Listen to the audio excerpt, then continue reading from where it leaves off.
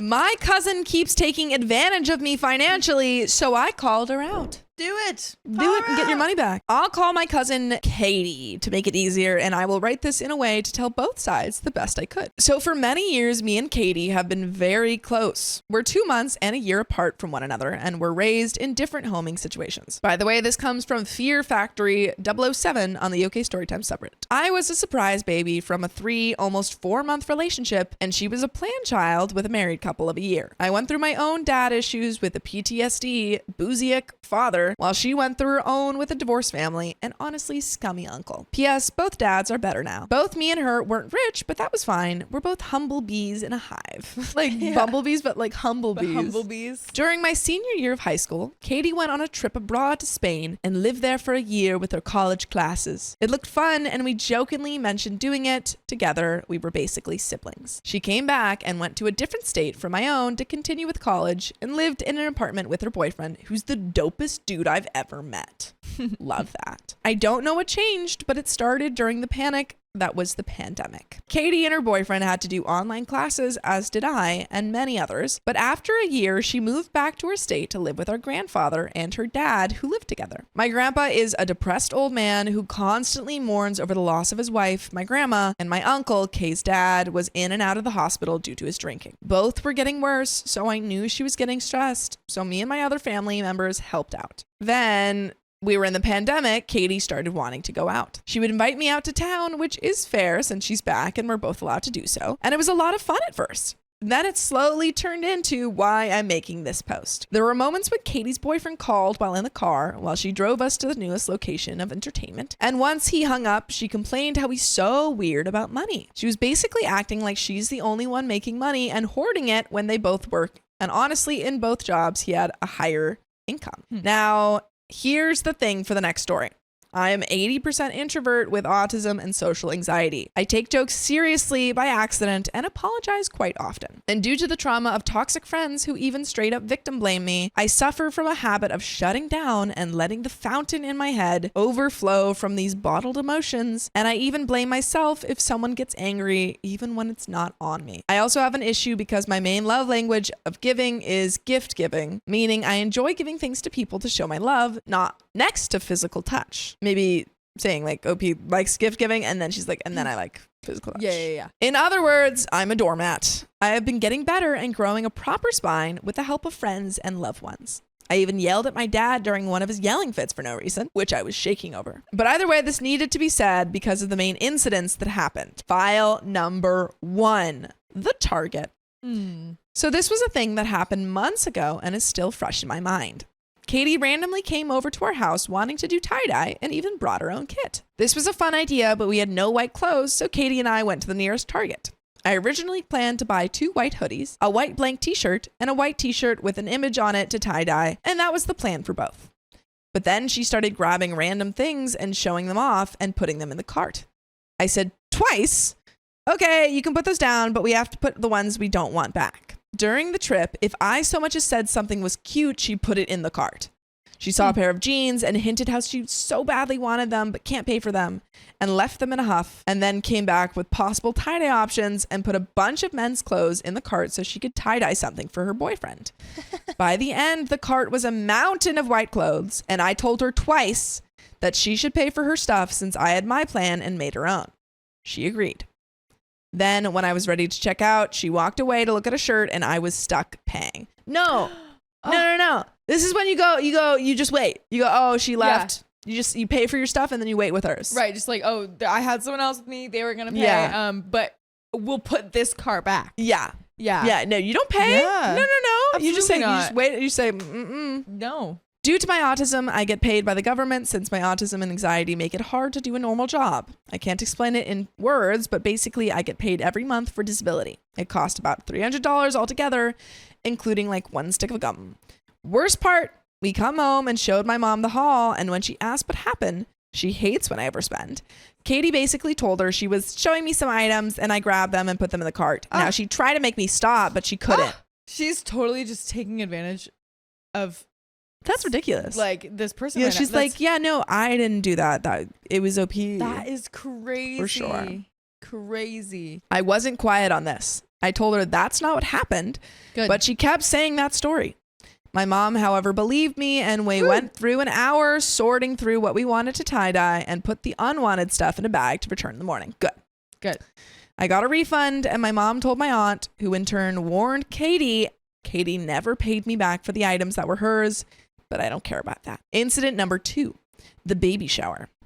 Katie has a lot of friends. She's an extrovert for sure, and one of her friends was having a baby shower for her second kid, and Katie and 2 other friends were invited. So she invited me as well to get me out of the house, which would be fine, except I knew no one there, and just 2 weeks ago, the Target thing happened.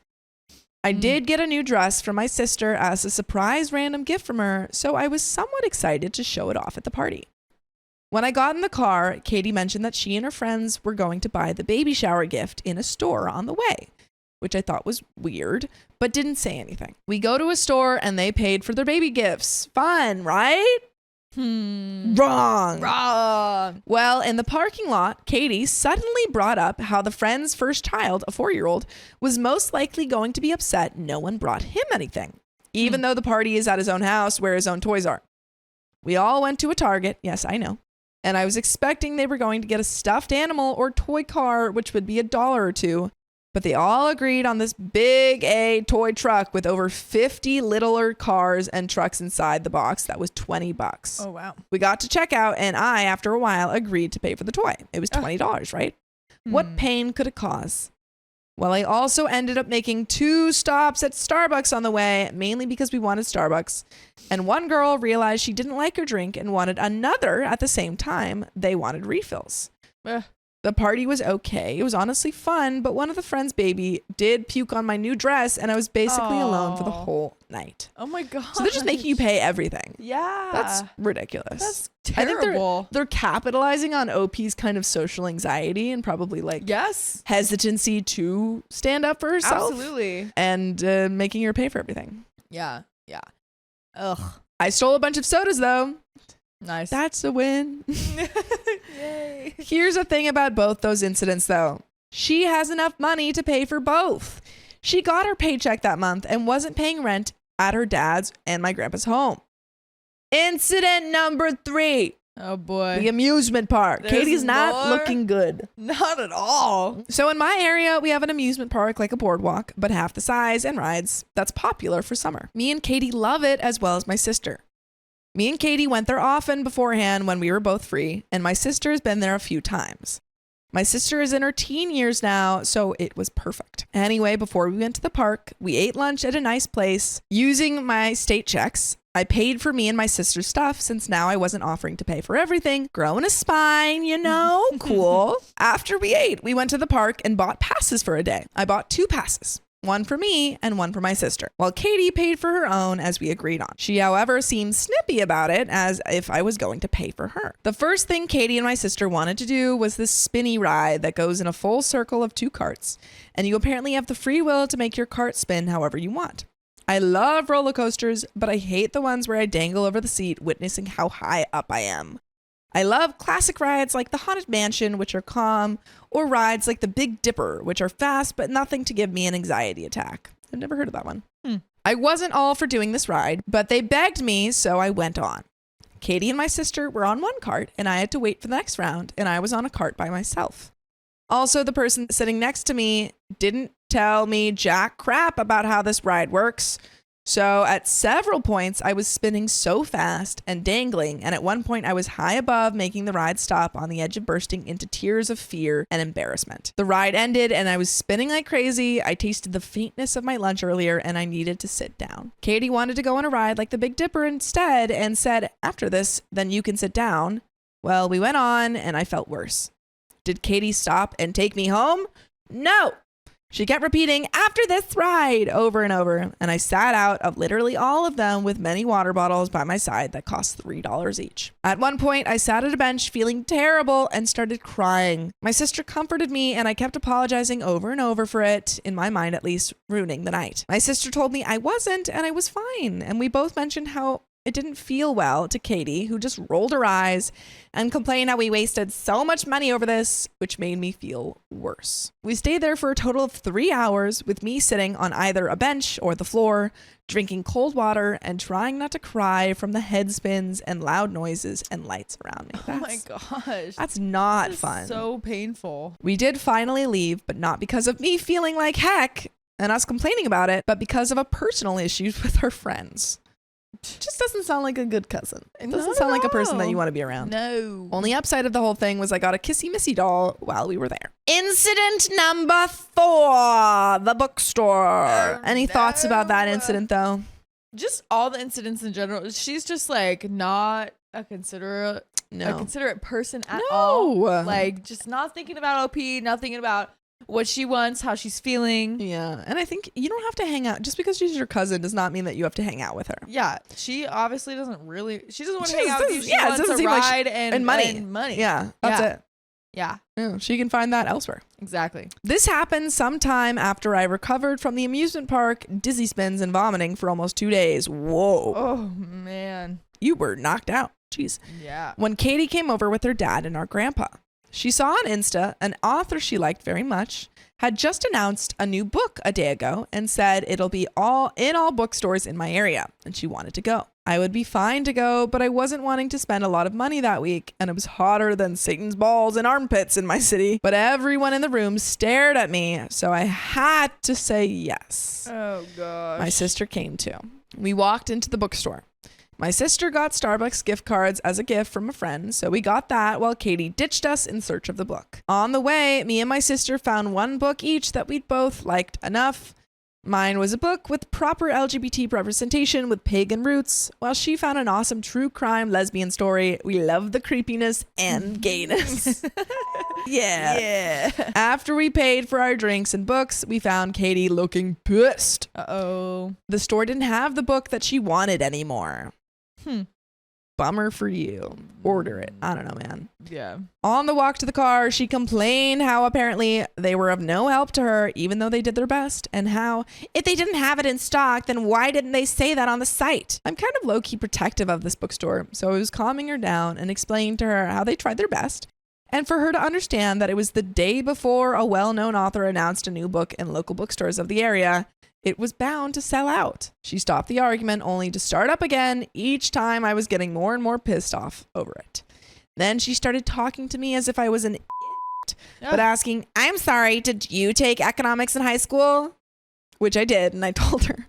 Also, I'm sorry, high school economics? Yo, She's like, what? I understand all areas of business because I took high school economics. They would have my book. Yeah. I just know it. I don't think that's how it works, girly. Crazy. She started to fumble with her words, but continued the argument. Once we got home, I was so pissed. I went straight to my own room to de-stress because I hate being angry.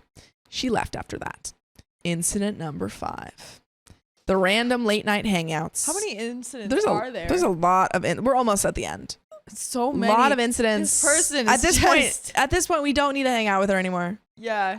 On like the 3rd incident, I'm like, okay. Just annoying. How old is she to be get that? I don't know. I think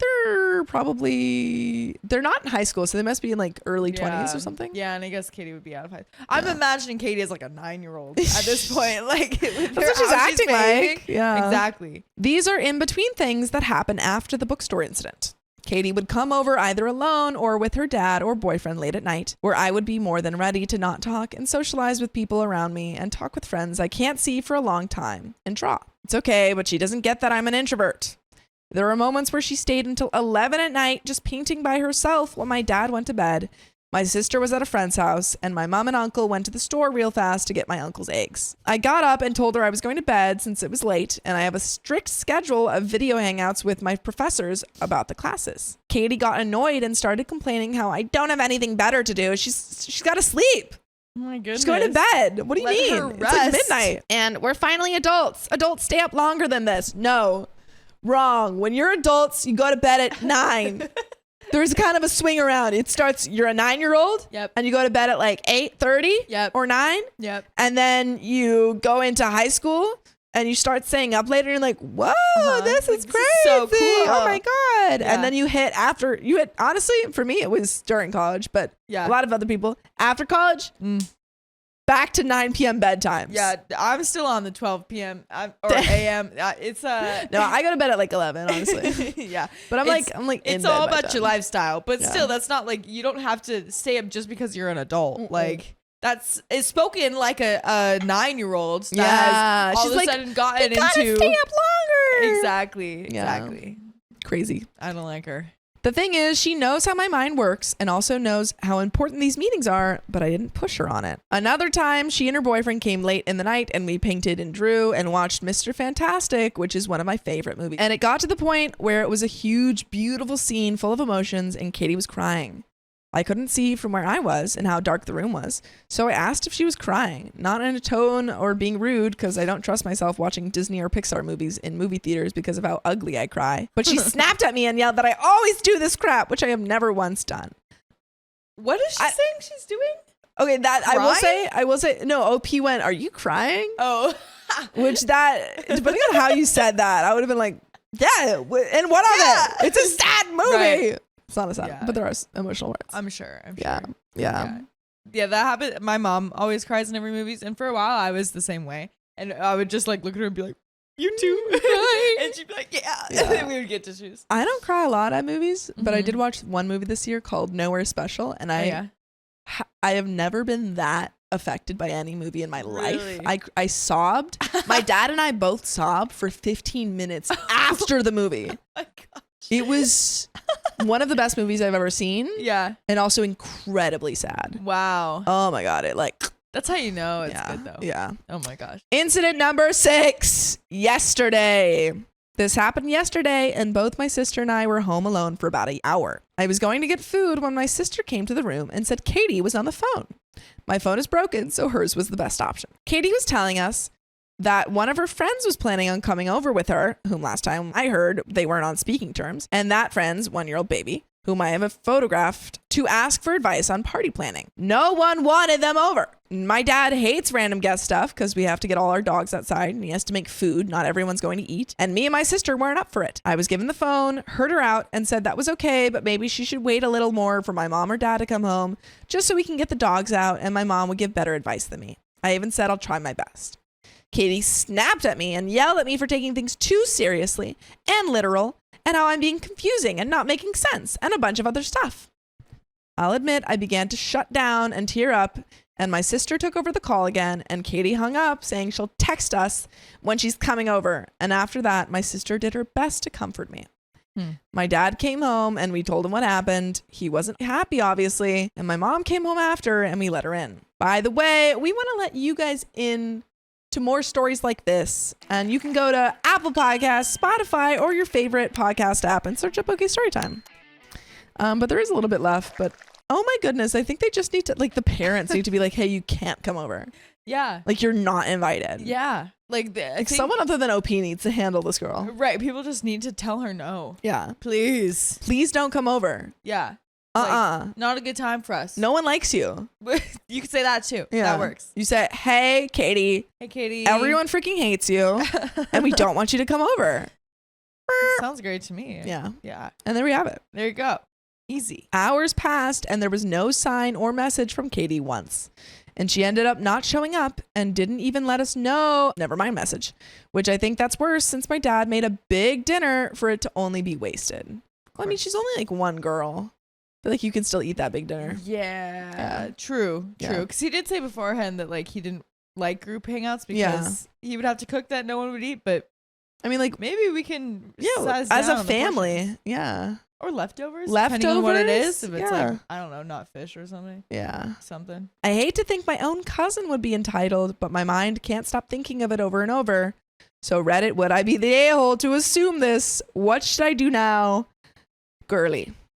You are not assuming that your cousin is entitled. You just gave us 6 instances where she was entitled. She just, and sometimes family just, it's just true. It's just true. There's no 2 ways about it. No ifs and or buts. No. She just, yeah. And you don't have to hang out with her because she's. Hey, you don't. You've already put up with her so much. Yeah. And even if you do hang out with her, like, you don't need to do all that stuff. No, like, just you say don't need, no. Yeah, like if you go to the grocery store or Target or wherever. Yeah, just don't bring your. Just stop bringing your card. Yeah. I guess people have Apple Do Pay. that, or just like be her instead and be like, oh, let me look over there really quick. Yeah, like while walk you away. Go, like check out. Oh, really quick. Can you go check out? I'm just gonna check this out really quick. Yeah. I'm not gonna buy anything. Yeah. Can you take care of that really fast? Yeah, I'm just gonna go to Thank like you so much. I told my cousin that her son could starve because I refused to make extra food at our family reunion. No food for you. Let's introduce the cast of characters, and it'll hopefully make things clearer. We might need the whiteboard. We're going to see. There's me and my significant other. Who's that going to be, Sophia? Jerry. You may want to use fake names to make your own understanding. Guess what? We are way ahead of you, friend. Man. And then there is my cousin, Juan. Who's that going to be, Sophia? Ron. Yeah. Ron. Cousin Ron. We I love said cousin Juan, Ron. But that's funny. Okay. You can do Ron. Ron Okay. works. There we go. And their significant other. Oh, Ron's wife. Ron's wife. Ron's wife doesn't get a name. Ronona? Ramona. Ramona. That's too big. Okay. Sally. Yeah, it has to be 2 syllables or less. Let's do Sally. Let's do Sally. And their 2 children who we don't need to put on the board yet. My aunt. Okay. Aunt Sheila. Okay, Is that a good one? Yeah, I just You have to keep up with this too, by the way, when you read. Okay. Yeah, So you. we got You have to be like, Ron. Aunt Sheila. Anytime it says my aunt, you have to say Sheila. Is this Ron's mom? Yeah, I got you. This is the aunt.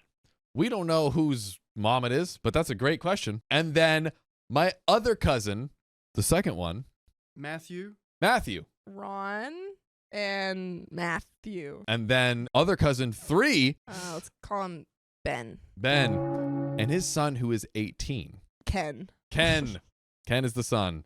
We might not even need him. We'll see. And then cousin 2 and cousin 3 are siblings. Then we are all over 40.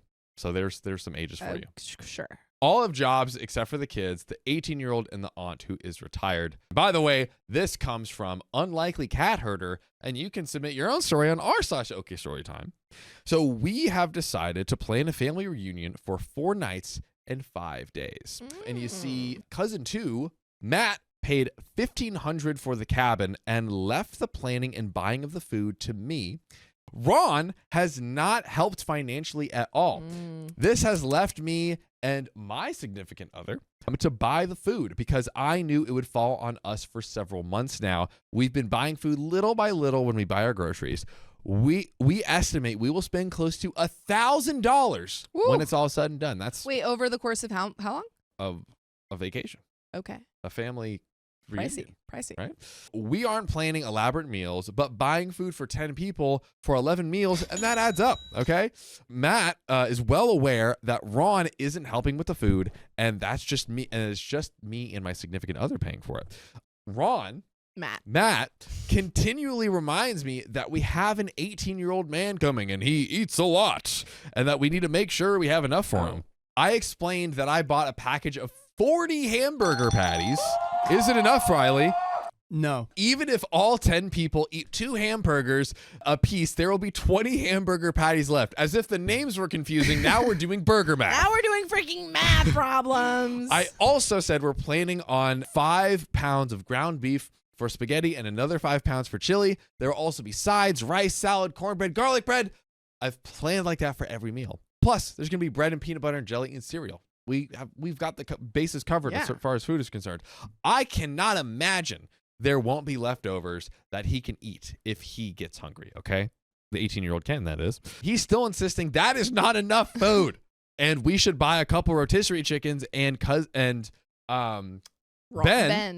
suggested that we buy ramen for his 18-year-old son. Why don't you buy your own ramen? Yeah, You think about that? How about buy food for your son? Yeah. Have you ever heard of that concept? I think that if you're saying like, oh, I need special extra food, you gotta bring that. That is true. Or And leave. Sophia brings a fish everywhere she goes. I bring a fish everywhere I go. And I never guess leave what? home without it. We smell it.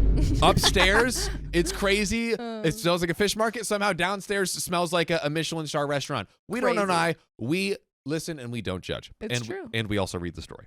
Ben and his son have not financially contributed even a penny towards us, nor do they have plans to pay for anything.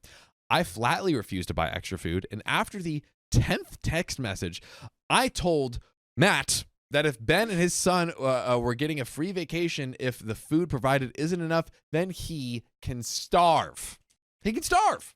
All right, so we're back And to wither away. We're back to this. Yeah, that's right. We're back. This is the final. That's the final chart. Yeah, final And guys, chart. can we give it up for Sophia? She did such a great job.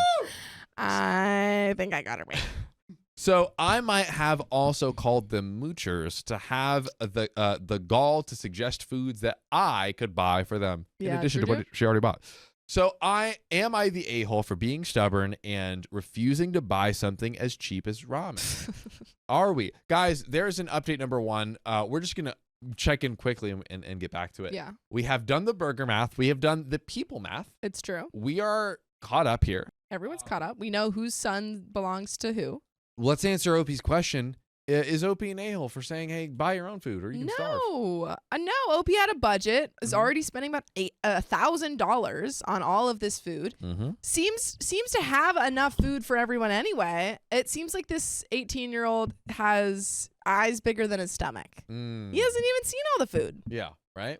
And why does he need so much ramen? Dude, come on. I can't help it, dude. I like seafood, and I'm like, I need to eat it. I'll be honest, my parents said that when I moved out, their grocery bill was like 1/3 of what it was Yeah, afterwards. that makes sense. My parents, like, I go to their house and it looks like they don't live there. Sam, I can't imagine. Oh my God. I Sam can't comes imagine. home, their food is gone. Sam, like, there'll be a bag of chips, eats it in one day. I believe It's it. gone. He just eats. He goes home to our parents' house and he just snacks. That's what happens to me. Whenever I go home, I go to my grandma's house and my house. I just eat all the leftovers. Yeah. You sound like a real Ken right now. Sound real like Ken the son of real Ben. That was me. That was Ken. me. It's okay. I did that. I That's was right. like, please, I'm hungry. Right? Please, I'm hungry. Well, please, let's get to this next update. Update number 1. Guys, we Ooh. have a lot more, okay? The entitlement just continues to grow. Family member that hasn't contributed wants to invite another family to join us. So you can see my post history for a recap of what's going on and what I'm explaining about. Short recap, we have a cabin in the woods for a vacation. It's a family trip with extended family, several cousins, couple of kids, an aunt, and my significant other. One cousin paid for the cabin and left the planning and buying meals to me and another cousin. The other cousin has not helped buy anything. Okay, literally nothing. We're talking probably close to $1,000 of food bought, and he hasn't paid not one penny, won't Venmo me money, won't buy stuff on his own, constant excuses. Last night he messaged me and the cousin that paid for the cabin and said he wanted to invite more people. This mooching was not enough. Because that's why he made them buy more burgers. Yeah, it wasn't because he just didn't want to like bring it up. Dude, Ben is a Yeah. scoundrel because I think Yeah. that's who it is. He's scapegoating his own son. That's right. Yeah, and it'd be okay if it's more family members. I'd be okay with that. But even then, it's like, okay, sure, if they contribute, if they get their own place. do we got enough money Yeah. to make this happen? And also, do we have enough beds for everyone? Do they have to sleep on the streets outside? Yeah. On a log? We'll see. The cousin that paid for the cabin said no and was actually quite polite about it. I've seen the texts. And the one who hasn't contributed a dime is now flipping out because he was told no. I was just dumbfounded at this point. I don't have a lot of family left. That's why I was biting my tongue about the ones not paying towards the trip. So I think it is not family that's being invited, like friends. But I'm just shocked that someone who hasn't contributed a dime to this trip thinks they can invite 4 other people and gets upset when told no. We have update number 2. I foresee a slew of updates in this story. Very quickly before we get into update number 2, what do we do about Ben? Because he's like not paying for food. He's like getting upset because he can't bring more people. What do we think? Yeah. What do we say to Ben? Ooh, Do we I kick him think out? I think you just say like, hey, unfortunately, we have a limited amount of space. If you don't want to come, that's up to you. Mhm. But these are kind of the rules, and you're gonna have to pay for any extra food that you want. Ben says no, they're coming, and give me $10,000 right now. What do you say? Plot. There we go. There we go. Update number 2. So I was asked to give an update, and I've gotten a decent following here. So here's your update. New content creator alert. Would love to know where my followers came from. Our weekend is almost over. The last of the family leaves tomorrow. So I figured now would be a great time to give you guys the update. Let's see what happens. So not everyone was pulling their weight financially for this trip. And then one wanted to invite extra people. Said person got a bit booty hurt when he was told no. Well, the cousin that wanted to bring extra people did not bring them. And he actually bought groceries. Oh, what a flip. He brought groceries. There was a group list going on, and he stopped before he got to the cabin and bought everything that was on the list that hadn't been bought yet. Oh my God. And then 2 days later, we had to make a grocery run for more food. Several people had the munchies, and that was a decent bill, and he paid that too. What the heck is going on? Ben's redemption arc. He also helped with the cooking and the cleaning. So in my eyes, he had pulled his own weight. The cousin who brought his brother and nephew, they spent the entire time high and freaking wasted. But they weren't annoying. So while personally I don't see the point of what they did, I'm not going to complain. Plus, we'd wake them up in the morning, and he always made something like cookies or prep food the next day. I also love how there's this family's freaking lax. Yeah. You know, they're chilling. They're chilling. Just getting drunk, making cookies. Around the 18-year-olds. Making cookies sounds good. That does sound good, but I do have cookies, that could be cool. We should have a donation that activates an oven that bakes food for us. It's like Remember that, in Psych? It's like the laundry. What? In Psych, whenever he did an upside down pineapple cake in a Easy Bake oven. Oh It was horrible. yeah. I was also thinking Easy Bake Oven, but then I was also thinking about the laundry machine from the last story that you could activate from your phone. We get an oven like that. And it burns our house down. That would not be good. Okay, well. I'm just saying, it's crazy what technology can do, even if you have blue roofs, right, Sophia? Riley's trying to force his conspiracy theories on me. Oh no. No, that Riley. I didn't even understand what he was showing me. Oh my God. Yes, you did. You just don't want to acknowledge it. No, I truly was confused. You know what I want to acknowledge? The story. Ben. Ben. I got personal. So he was great at emptying and refilling the dishwasher. Only one kid came, and we had a blast with said kid. My significant other had fun as well. For me, I was pleasantly surprised. I had a great time, and it was really neat to see my daddy with my cousins. From mannerisms to facial features to the one cousin who is covered in fur from head to toe. It's been hard on me since my dad passed away, and for reasons that would fill a book, I didn't grow up with this side of the family. So I had a great time reconnecting with them. We had a family meeting where we came up with a budget and how much each person needed to contribute to keep this going. All is sounding great, but we're not even close to finished. The plan is to do the same next year. I'm supposed to call tomorrow to see about reserving a cabin for the next year. We're going to get right into this update number 3, but I just wanted to throw this out there. This happened 2 years ago. Yeah.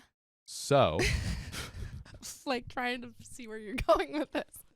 This happened 2 years ago. OP said Uh-huh. we're planning this for the future. Yeah, huh? We have way more story left. Yeah. This could be, I feel like you just use that for a dramatic jacket unsheathing and a Garnier commercial hair flip. Yeah, I've never worn this top. Yeah, you haven't. I've never It's noticed my that mom's, before. and it doesn't really fit me, but It does look older. Wow. it looks pretty old. Riley, remember when you said, I will never comment on Sophia's appearance? Play that clip. That's We not probably her don't have it. Yeah, but we already know it's not. But we already know it's not true, but we had to call it back anyways. Anyways, we're getting into update number 3. Entitled cousin wants to invite people. Wait. What was the point? What was the point of you bringing up that it was 2 years old? There could be multiple years of family gatherings in this story. Oh. If you know, you know. Okay. That usually happens with people with families. So update number 3, I'm going to read the title on this one. Entitled cousin wants to invite people on our family Thanksgiving cruise edition. Whoa, they're on water? The sweet life, baby. Oh my, yeah, this is a spin-off series. Ooh. So I seem to have a decent following and responses for my last 2 posts. No big deal. So yeah. I figured I'd give you guys another update. We are trying to make this a yearly tradition. We've got together the last 2 years and no one has gotten someone out of here. So we're trying for a 3rd time, okay? Yes, that's right. We had to censor that. Can we please tell them why we can't say that? Yes. In the next update. Sorry. You're good. On a cruise ship, this time ominous music plays. The place we stayed at least 2 times doesn't have any openings for the next 2 years, the cabin. So after trying Airbnbs that charge a heck of a lot more for a place big enough for us, I finally said, screw it. We're looking at cruises. And wouldn't you know, there's a fairly cheap one that aligns with the dates that we can go on. Somehow it all fell on me to organize it. And it's like herding cats. I need specific info from each person going, and we're up to 10 people. And group emails and texts go unanswered. So I have to individually harass each person to get very basic info like a birth date, a full name, or an email address. Finally, I gave an ultimatum that worked. Give me your info today or you're not going. I mean, you need that. You know, it's one could say it's inappropriate, like texting someone in the room while we're recording an episode, you know. I say it could be not. Who would do that? That's inappropriate. That example's inappropriate. I would only text people outside of the room. Wow. Yeah. It would only be a complete distraction from what we're doing. Right. Yeah. Exactly. Who would ever do that? Who would ever conspire? I don't even know what.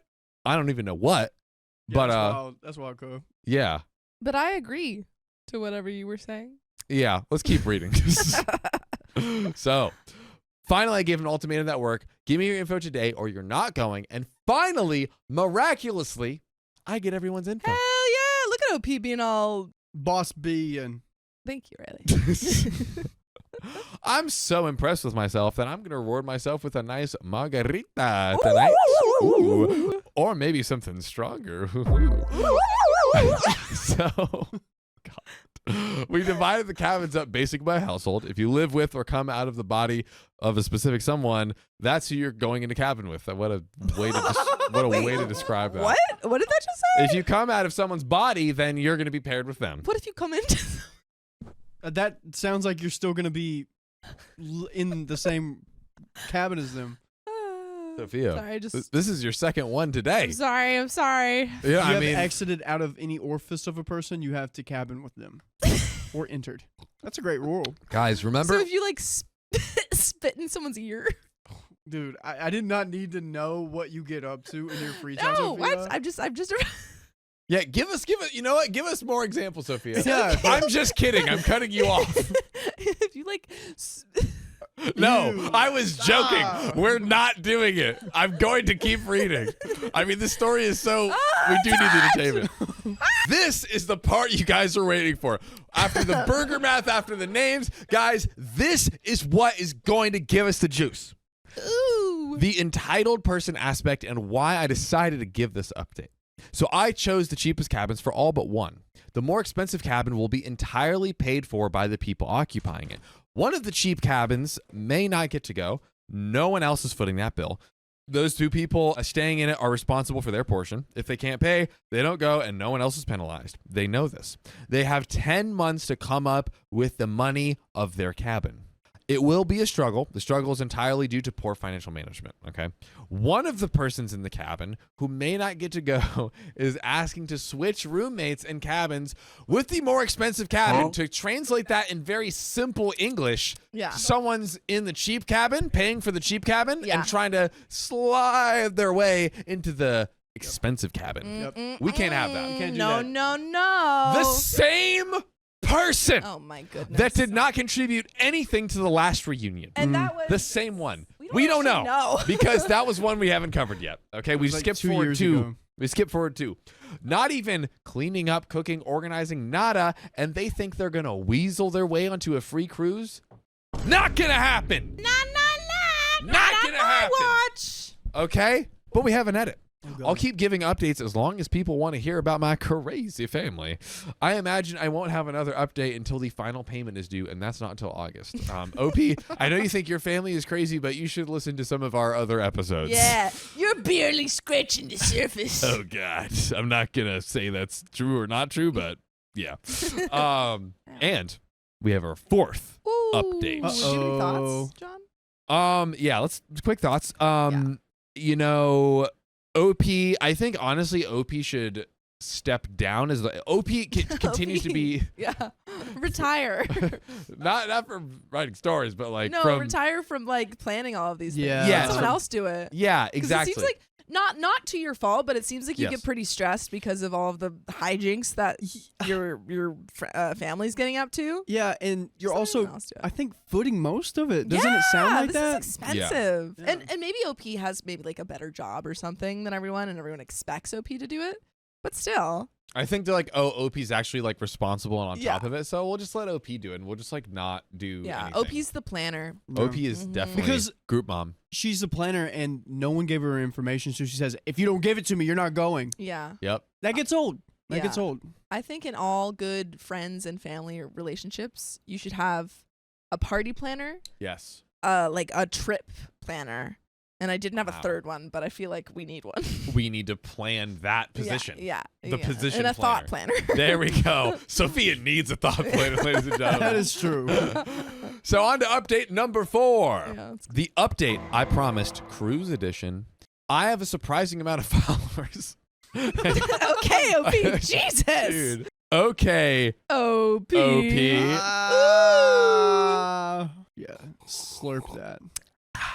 And I promised to update once the cruise Good had boy. been paid for, and so here Oh my we are. Okay, it's going to be a short update because we haven't gone on the cruise yet. More to come. Get on the boat, OP! Get on the boat. Once we get back from the cruise, I'll update again. OP just updated to say, wow, I've got a lot of followers. So feel free to click my name and read through the previous post. Yes, I have read the criticism of using numbers rather than fake names, so I'll just be vaguer and not mention the numbers. So it was a mess getting all the info needed to book the cabins, but we did. Entitled Aunt tried to switch rooms, so the aunt was a ne'er-do-well there, with someone who has a suite while only paying for the cheap cabin rate. That was shot down immediately. Not going to happen on OP's watch. One cabin fell through, so those two will not be joining us. There was a breakup, and then the other person couldn't afford to go on the trip. This is falling apart. This is my just I now busting at the understand why OP seams. hasn't gone on the Opie was cruise. not kidding. Everyone else is paid for, and everyone paid for their own cabin. So that's good. It did come down to literally the last moment. I expected the entitled aunt to have to drop out, but she somehow found the money. I guess she robbed someone. Or got a loan. So Wow. all but one cabin has bought the drink package. The cabin that can't afford to buy the drink package thinks they can buy some vino, pour it out, and fill it with something stronger. Freaking idiot. We shall see if they smuggled anything on board. Are they going to get arrested? Whoa. We're going to see. Feel free to take bets on that. Another cabin wants to smuggle some devil's lettuce on board, even though they're well aware of the rug dogs at the port. What do you think they're there for? Ay-yi-yi. To find the pizza in the packages? Right? The cabin plans to vacuum seal it. Feel free to take bets on if that cabin gets caught. My cabin. Now we're at OP's cabin. Woo! Sophia, this is serious. This is the real business, okay? Yeah, this is freaking the Hunger Games. My cabin will get on that ship whether the others do or not, and I plan to spend the majority of that cruise wasted if the others do actually make it on board. I'm thinking of getting everyone Yeti cups or maybe a tote bag with some sort of phrase to commemorate this year's family vacation. Yeah, you should do like the Percy Jackson beads. One of those again? It's I fine. started watching that movie. Oh. That's not Percy Jackson. It's a great movie. It is. It's not Percy Jackson though. They're entirely separate things. It's just so far from the source material. Oh, the book is yeah. that is a Sophia trademark reaction. The book is far from Yeah. the movie. Yeah. It's a Sophia trademark reaction. It's a Sophia trademark It's my reaction. trademark. It's a It's my trademark. It's my trademark. Guys, we got an update number 5. If you thought No, Good. we can't read this one. She's not even on the boat on this She's one. not. Get kook here. Hey, what we're gonna see? We're gonna see if they're on Okay. now. Okay, take your bets. Chat. Let me know what you got. Poll. Does OP make it on the boat? Does OP ever not. get on the boat? Or are we just talking about our followers again? We're gonna see. So, one last update before the family cruise. Okay. There's Wow, I've gotten so many followers. wait. There's another segment of the entitled cousin saga. Okay, this is like a month later. Oh. So since I have a following, I thought I'd give y'all another update. Okay. Y'all know that phrase, a glutton for punishment? Well, yeah, that's me. So one thing I purposely failed to mention in my other post is that I have another. No! Stop it! Please, get out of the boat! I have another vacation planned for my significant other and I Jerry. right before we go on the cruise. Dude, I That's swear, Jerry. even if she was one of the last 2 animals chosen to go on Noah's Ark, she still wouldn't make them on the Get boat. on the boat. She's going extinct. So, as we come home, we have about enough time to wash clothes and repack, and then we have to leave right again on the cruise. This is crazy. I never would have expected this. My jaw's on the floor. Oh, and didn't I mention?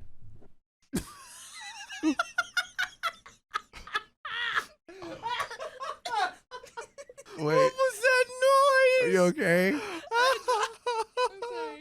Are you okay? Yeah, I just dropped man. some water. It was a lot, and it was sparkling, so it really Oh. hit me. And then, oh man, guys, fill out the clip forward bit.ly/OK Storytime bit. You good? I'm good. Wow, that was that. I wish you could have seen that chat because that was Riley. It flew up, landed on the lamp, gently slid down right into Sophia's hand. I know. It was okay. Okay. Oh, okay, All I'm right. done. All right, calm down. Calm down. Oh, and didn't I mention on the first vacation is overseas, so it takes a bit more planning than a U.S. vacation. Talk about it. We leave in a few days for that vacation. I'm also working 45 plus hours a week up until the day we leave, so I don't have a lot of time to devote to this cruise. I have made that clear to everyone going on the cruise. Since we're a bit less than a month from the cruise, we can check in, and I'm trying to coordinate that with everyone and having a tough time doing that. Texts go unanswered. Texts go unanswered, okay? I'm to the point I simply don't care any longer. We don't care. Wow. Mhm. OP's reached nirvana. That's right. Blissful peace. I wish we could say the same for us. I think I've passed away. Castaway? Yes. No, passed away. Oh. Wilson! That's what I was thinking. So, I'm to the point I simply don't care any longer. I checked my significant other and I in, and that is it. I've spent a week trying to coordinate time since we're supposed to carpool there, but I'm done trying to get people to answer my effing texts. Getting serious. And here's where you guys that have read this far are looking for. The juicy stuff. Oh, boy. The drama stuff. Oh, boy. Are you, Sophia, are you prepared for what we're about to witness? I'm so freaking prepared. Right? Let's go. Back when we planned this cruise, everyone told me they had a passport. Oh, what they said. no. Oh, no. I thought that was the end of that. I didn't need to investigate further into that. Unfortunately, I should have. Oh, no. I should have. So I explained to one how to check in online and mentioned having your passport handy so you can enter that info. Said person then takes that moment to inform me their passport is expired. Oh, Lord. On the cruise? Are they on the cruise? Almost. Damn. Freaking out. Okay. We're doing a second by second countdown This is a play-by-play. to the boat. Oh, so they also have no clue what their birth certificate is. Are they even from the country they're from? They're We like, don't I even don't know. actually know when my birthday is. We have no proof.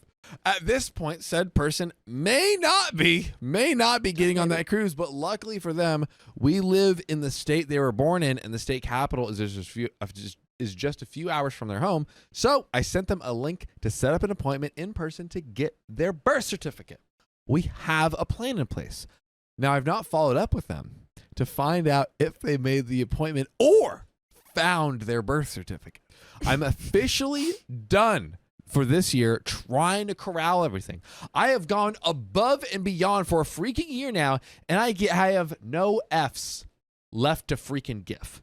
Who wants to take bets on if the one with the expired passport gets on the ship? We're So taking now bets. we have bets on expired passport. Yep. People bringing substances onto Yep. the thing. Yep. Trying to get into a more expensive suite. Yep. We got a lot of bets going on. Riley, We have to poll it. This is the most important poll we've ever done in our history. Make it or not? Will they make it or not? Chat, you need to let us know because this is the stakes couldn't be higher. This might be the. Do they try to get on the boat without a passport or birth certificate, get arrested, but plot twist, Sophia, are you ready? Yeah. 3 syllables for you. 4 syllables for you. Maritime law. Oh. They're in the ocean. They're about to go to 4 different jails. Whoa. And OP then has to break them out of prison. And then it's a heist. They're like, F it. Boy. We're criminals. Let's steal some diamonds in Europe. And then they go on a journey to find the One Piece. That's right. The One Piece is real. That's only if cousin makes it. If the cousin makes it onto the cruise. We're going to keep going. So, update number 6. I'm back with another update. Please see my profile for my other posts about my delightful family and our yearly vacation. Last I left you guys, significant other and I were gearing up for an overseas trip, coming home, and then almost immediately going back on the family cruise. Well, we're back from both. They made it to the boat. You were wrong, Chat. Chat, you had no Yep. faith. Well, Chat was voting on if they'd make it to the unnamed cousin would have the. Oh, if the unnamed cousin would make it on board. But you know what? Make it is my bad, actually Chad, better. I'm sorry. You know what? That's literally a better poll. You know what? Chat, let it be whatever you want at this point with this story. To your interpretation. To your interpretation. It's art. It's art. So, time for the updates. Our trip overseas was amazing. Oh, boy. We got to spend time at a hotel that has amazing views of Mount Fuji, and we stayed at the Ryokan with our own private hot spring. That's actually fire. Yeah. All jokes aside, that is fire. OP, this is your light at the end of the tunnel. Send some Rex. Send some Rex, girl. Absolutely amazing and picture perfect, and we will be going back. When we got home, I had enough time to wash clothes and repack before we got to the boat. The boat! We No are way. about to enter the boat. The boat! Some of us all live in the same state, some closer than others. The ones that live about 10 hours away started out on Tuesday and spent the night in my town so we could all carpool to the cruise terminal. The ones that live about 5 hours away decided to drive down the day of. They headed out about 4 a.m. Thanksgiving Day and met us at a place open Thanksgiving Day. I will not lie. A family vacation with family that is lit, like a cruise or something, like on a holiday, does sound kind of fun. Yeah. I can't even lie. Can't Anyway. even I'm lie. going to be for real. I don't think that's my family. I don't think it's my family. My family could not make it on that boat. There'd be too much. See, going on. you're out here ragging on a beat, with all this stuff. But would the story not read just like this, Riley? Yeah. Would it not be eerily similar? No. I think it would be like that similar. I think everybody would have their crap together more. I just think it'd be boring. Like everyone would be like, I disagree actually for my family. yeah, well, good for you. My family's like, why don't we just stay home, put wood in the wood stove, and just chill out? Like, do you think your family would have fun on a cruise, John? Yeah, Good for you. I think so. We're just homebodies. That's why. My mom hates cruise. I've never been on a cruise, so. Cruises are lit. I one time went and the pool was like literally making waves, and I was like, wee. Wow. I was 9. That's fun. Anyways, I'm gonna get back to the story. And that's when they dropped the bomb on us. No. One of the persons in their party did not remember to pack their passport, and they didn't have their birth certificate. Dang it. Okay. It. And yes, it is the same group that I mentioned before whose passport was expired. Same group, different person, of course. That person miraculously found their birth certificate, so they were golden. We drove down to the cruise terminal, helped everyone with their luggage, and boy, was there a lot of luggage. And one went to ask about the whole passport situation. He came back to let us know that the person that forgot their passport absolutely would not be allowed on the cruise. This is going to change the course of history. Yeah. We're not going anywhere after this. We're not going anywhere, guys. Said person had every opportunity to upload their passport ahead of time, and had they done that, then they would have allowed to set sail. But no, Said person did not do it. So we watched 2 from our group board the bus back to the parking lot to retrieve their vehicle and head home. What did they think was gonna happen? Sorry, that's all. They just just let me on. Well, they forgot it. They forgot. They didn't listen to OP's 10 million messages about, hey, upload it. You can do it ahead of time. They didn't listen, Sophia. Like, yeah, I don't need that. They're not it's a boat, good listeners. John. It's not a different country. Well, guess what? 4 syllables. Maritime law. Got to get your passport. But I thought international waters have no laws, so why can't they go? It's maritime law. Okay. Maritime. All right, what have you said? Baby. Maritime law? Opie says they're trying to get future cruise credit for their missed cruise, but it's not looking good. It's not looking good. The rest of us got on the ship. Woo-hoo! And that's where the fun began. We did it! Yeah, we did it! We've made it to the promised land. This is all I wanted. We've made it to the promised land. Straight edging me for 45 minutes just to get on the boat. Dude. Skibidi gooning on this cruise. Oh, man. Skibidi cruising. Oh, man. Don't do that. All of us have been on cruises before, so we knew what to expect, but nothing could have prepared us for this trip. This was a 5-day cruise on a small older ship that wasn't laid out very well, especially in a post-pandemic world. People had no concept of personal space anywhere, not on elevators, not on line for the buffet, not on line for coffee, not sitting at a table. They also had no concept of cleaning after themselves or even flushing a freaking toilet. Ew. Okay? Goddess. Plates of half-eaten food just in the stairwells next to the art pieces. Okay? Half-wasted drinks all over the railings. Dirty tissues in all the elevators. Like they're doing this, or that's just everyone People there? like the people on the cruise ship. It sounds like a gross cruise. Yeah, it's not good. It's like you would be so disappointed, like as disappointed as someone you consider a friend, a co-host, a colleague. Taking their phone and then messaging 2 people messaging each other.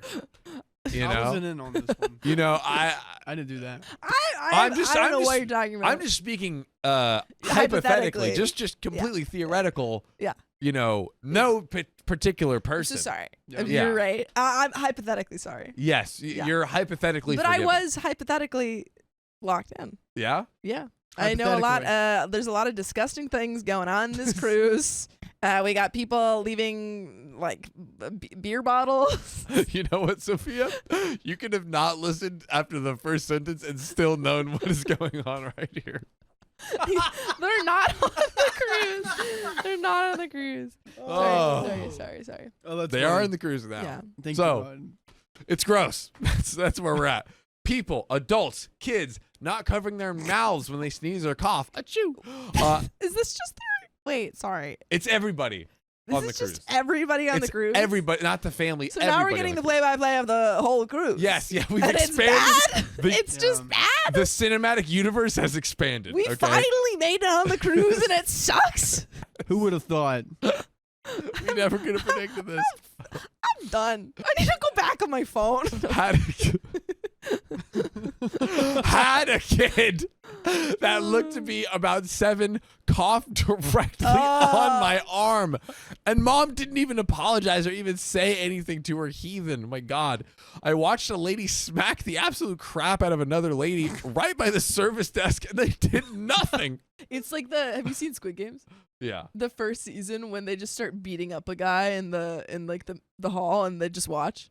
Oh, the bystanders? Yeah, they're just all watching them. Yeah. Yeah, I'm and like just like- all the guards are just like, yeah, it's gonna happen. That's what what's happens going at my on. house. Like What? when one of my brothers are getting beat up, we're just like, You're Like- like he got to get his energy out somehow. yeah, it's like, oh, sorry, man. Just boys being That boys. just sucks, bro. Oh. Well, let's get back to the boys on this boat. The boys on the boat. So Opie says, for a moment, I thought we were at Walmart, the Walmart of the seas. This was not the experience any of us had on past cruises, so it was a total surprise to us, totally blindsided. And on to only a bit of family drama that actually made it to the trip. Oh my Wow, god. I love how we were promised so much drama, but Yeah. the one cousin that planned to bring edibles did apparently bring them and decided to eat 1 or 2 gummies and drink literally all night long into the morning of embarking while not sleeping the last night we were on the ship. Sounds like they had fun. This made for a not pleasant embarking trying to track down his booty to get off the ship. And I'm already planning the next family cruise. Stop, The OP. cycle starts again. Please stop doing this to Cycle yourself. starts again. OP sees a freaking those coal, you know, like you have to walk on hot coals. And OP's like, oh, let me do this, and just like totally gets 3rd-degree burns, and it's like, let me do it again. And then 3 years in a row says the same thing. I think it might work this time. And hopefully people will be more prepared for the next cruise. Why? Dot. Why are you expecting? Why? Why are you expecting this? So You Is there more? You are the Sisyphus of family cruises. So You are rolling this family cruise up a hill, and it falls back every time. guys, How much more is there, John? we're about 70%. Oh, my We have Lord. another good 30 to 40% Jesus. left. Guys, normally we talk about the other people in the story. I want to talk about what do we do with OP? How do we get OP to stop her chronic addiction to planning poorly planned family outings? Sophia, go. What do we do? You go to therapy, OP.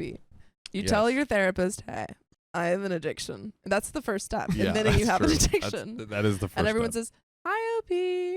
And then you say, it has been 2 weeks since my last family cruise. Yeah.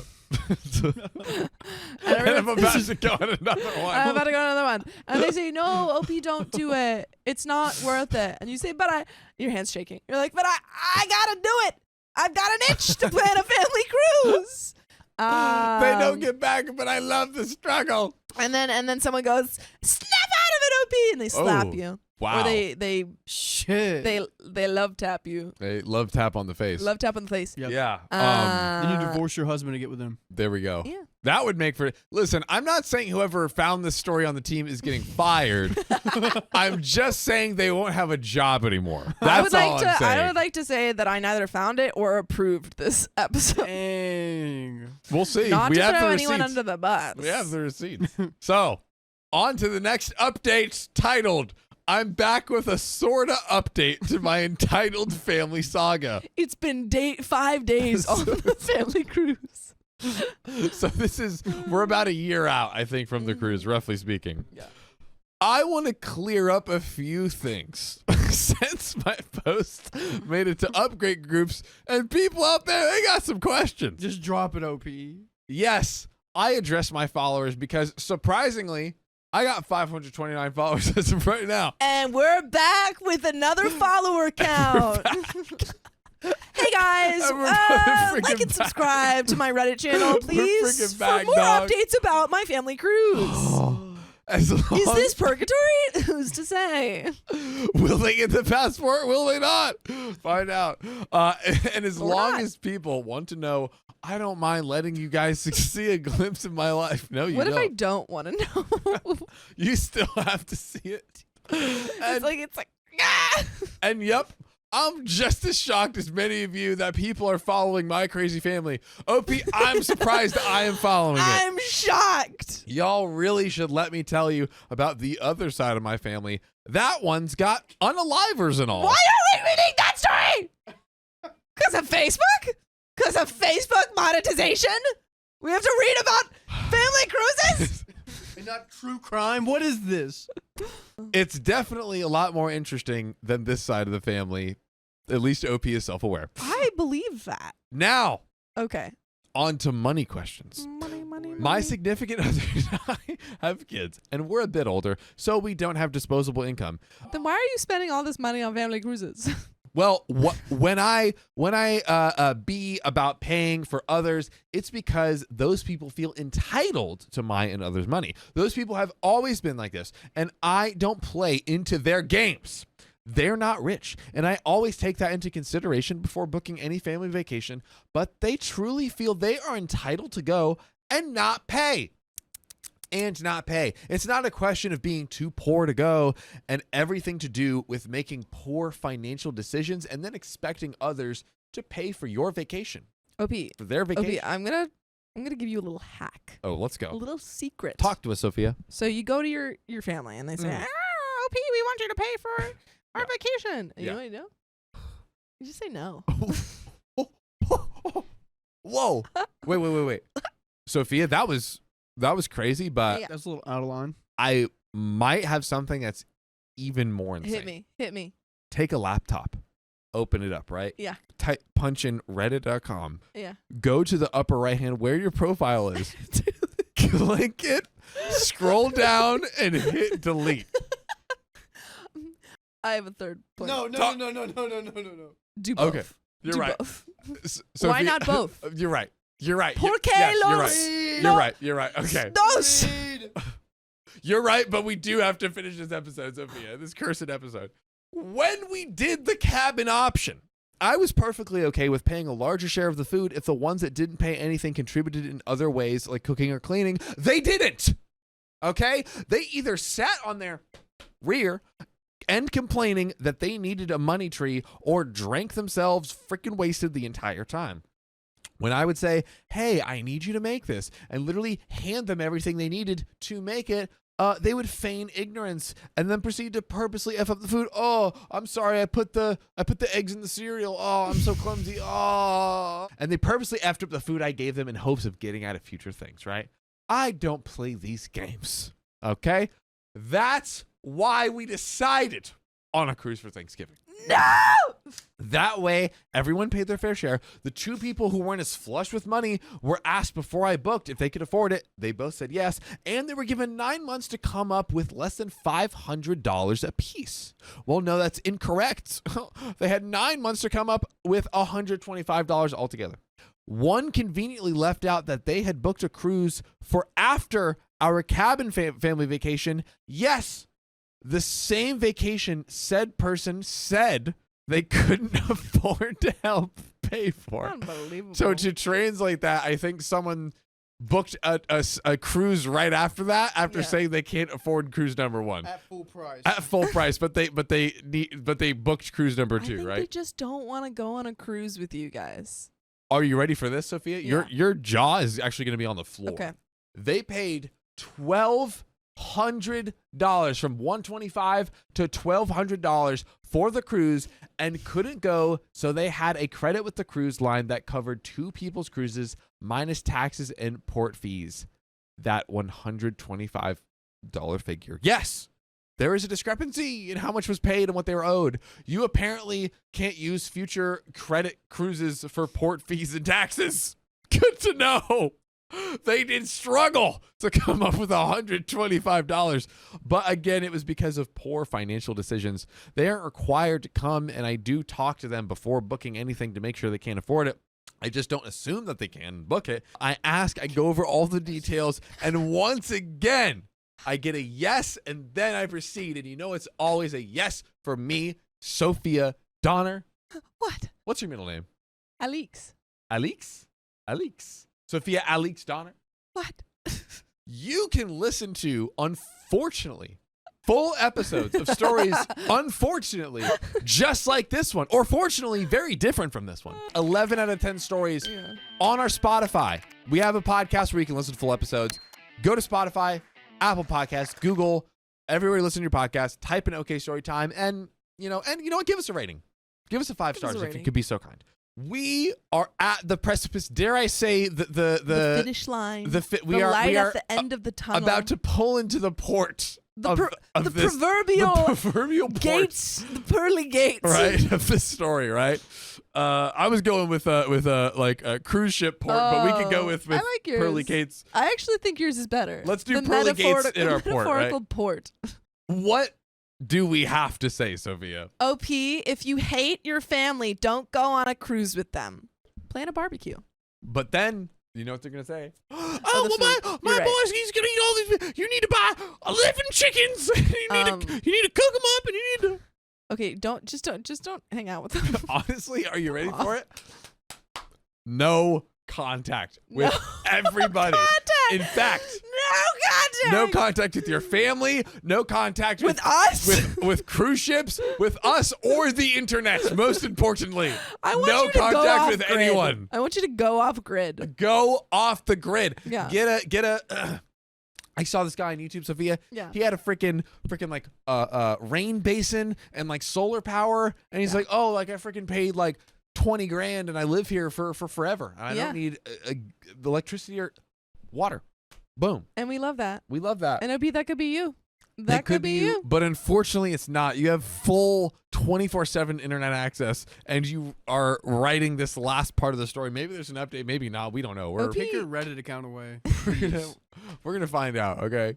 Also, because some people don't know this, I doubt that. cruises. Oh my god. Cruises can be cheap. We booked inside cabins for 2 people for 5 days, and it was $500 a person. So about $100 a day. Keep up. That includes meals. That's actually a pretty good deal. I'm not going to lie. There were some questions about my private vacations that didn't include my family. We book years in advance. Years. 2024 and 2025 are already booked out. And if my significant other would let me, I'd have booked 2026 too. Your significant other needs to take your booking abilities away from you. Now, there were 5 days between when we landed back home and when we had to be on the cruise ship. Remember that, Sophia? And in that time frame, my significant other and I still had work 3 of those 5 days. I also had to work 9 to 10 hour days and have about a 3-hour round trip commute to work every day. That is a lot of time. That's what I meant when I said that we only had about enough time to wash our clothes and repack. We were able to get decent deals on our vacation because we booked in advance. Japan cost us around 10 grand altogether for 2 weeks, including airfare. We started in Tokyo and made our way across the country. We went to Kyoto, Takayama. We went to see Mount Fuji, Hiroshima, and just so many awesome things. And for that, we hired an excellent travel agent who got us great deals and attractions and tour guides. So I'm waiting for the ad to drop. I'm waiting for this to be marketing. Now, on to the sorta update. We have a sort of update. Okay. And we know when Opie says there's a real update, real drama, we know how insane that is, right? So sort of update's going to be crazy. One person told me that financially they're struggling and couldn't afford a family vacation. And I believe them. So I suggested we go up to where they live this year, okay? See, that saves them from hotel rooms and gas, and then they only have to come up with activities and meals. They agreed and said it was an excellent idea, and then I spoke to the others, and they flatly refused the idea, the way I wish I had flatly refused to read this episode. They want a cruise. They want a cruise. Their cruises don't work for 2 of the people, and I told them that. It's heating up. It's heating up at the 11th hour. It is getting dicey. Their response is that the 2 poorest people shouldn't dictate the rest. You freaking pores. I disagree. I have no issue working around people's finances so we can include everybody. Since we're at an impasse, I will give everyone till January 15th to figure the freak out what we're going to do. And that deadline came and went with no communication. You have an addiction, OP. So you have an addiction. What did we do? What did we do, chat? What did we do? I booked a second vacation for my significant other and I for Christmas. Now we've used all of our vacation times, and I have nothing left over for the family vacation. I don't care. There's no family vacation. OP is now, did we ever think we'd make it here? Did we ever imagine we would reach the summit of this mountain? I feel like somehow they're going to have to try to get on another boat, and it's going to be forever before they're going to get on the cruise they thought was for them, and then like, look that who's was here. The wrong cruise. Uh-oh. Or there's going to be some sort of like Home Alone type situation where they leave someone behind. Dude. Yeah. Well, in the last 2 weeks, the one who there's more. That was freaking over. Listen, in the last 2 weeks, the one that flatly refused anything but a cruise is trying to figure something out. They suggested going to Vegas or Louisiana or Biloxi. I've said each time that they need to speak to the one who told me they couldn't afford it and see if they could do it first. I'm not helping her plan anything. What? Let's go! So that's where we stand now. It does not look promising for a family vacation this year at all, but if it miraculously happens, I will update you guys if you want a new update. And guess what? Buckle your seatbelts because we have in all caps new update, not a sort of kind of update, not this is an update, a new update, bold in caps. Okay. I'm diving right in. Okay. Please do. There are 686 people. Okay? You're liars. You're liars. Who apparently want to know about my crazy family. So I figured now it's time to give another update. No family got together this year. What? Huh? I tried to organize something, but things just didn't work out. Hot take. I don't think your family likes you, OP. I think your family freaking hates you. Absolutely. We do. So some couldn't afford a cruise. The camp we stayed at last time is booked years in advance. Plus, again, money is an issue. Money. I looked into casinos because at one time they used to offer cheap hotel rooms and we were close enough to casinos to make that an option. The problem is the rooms aren't cheap again anymore. And again, money. Just go in the slots. It's fine. I suggested we rent rooms in the town where the family that can't afford lives, but that was shot down because some didn't want to freaking go there. And to be perfectly honest, I don't blame the ones who shot that down. Who wants to go to Dallas for a vacation? Unnecessary stray caught for Dallas. So, Damn, Dallas, stand up right now in the chat. Dallas, stand the freak up right now and go after OP. So, I gave up on trying to figure things out. Now, we have heard before that OP gave up. I don't believe you. We're giving up again. I don't believe you. Chat, do we believe her or not? Do we believe OP is telling the truth or not? No, do this Okay, poll. is OP the a-hole or not? Is OP the a-hole or not? Yeah. That's the new poll. Also, comments. You guys, you're on YouTube. You're on Spotify, too. Comment below. Okay, come on, guys. I got several late nights wasted or maybe high on them sleeping things. Type of text from my aunt wanting to know prices for the cruise. After I told her the prices, she quit texting me about it. She stopped. Husband and I leave in a few days for a nice 2-week vacation to Greece. Okay, that sounds fun. And then we come home and we close on a brand new home. And then a few weeks later, head off on another vacation in Mexico for Christmas. When we don't have to finance others' vacations, lo and behold, we can afford more of our own. Who would have thought that's how that works? They have more money when they don't spend it on freaking useless people. Shocking. Our new home will be big enough to host my family.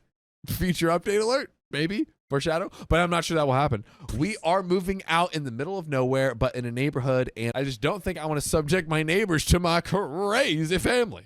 My husband is on board with it. He's a saint, but we shall see how things go next year before deciding to host my family. And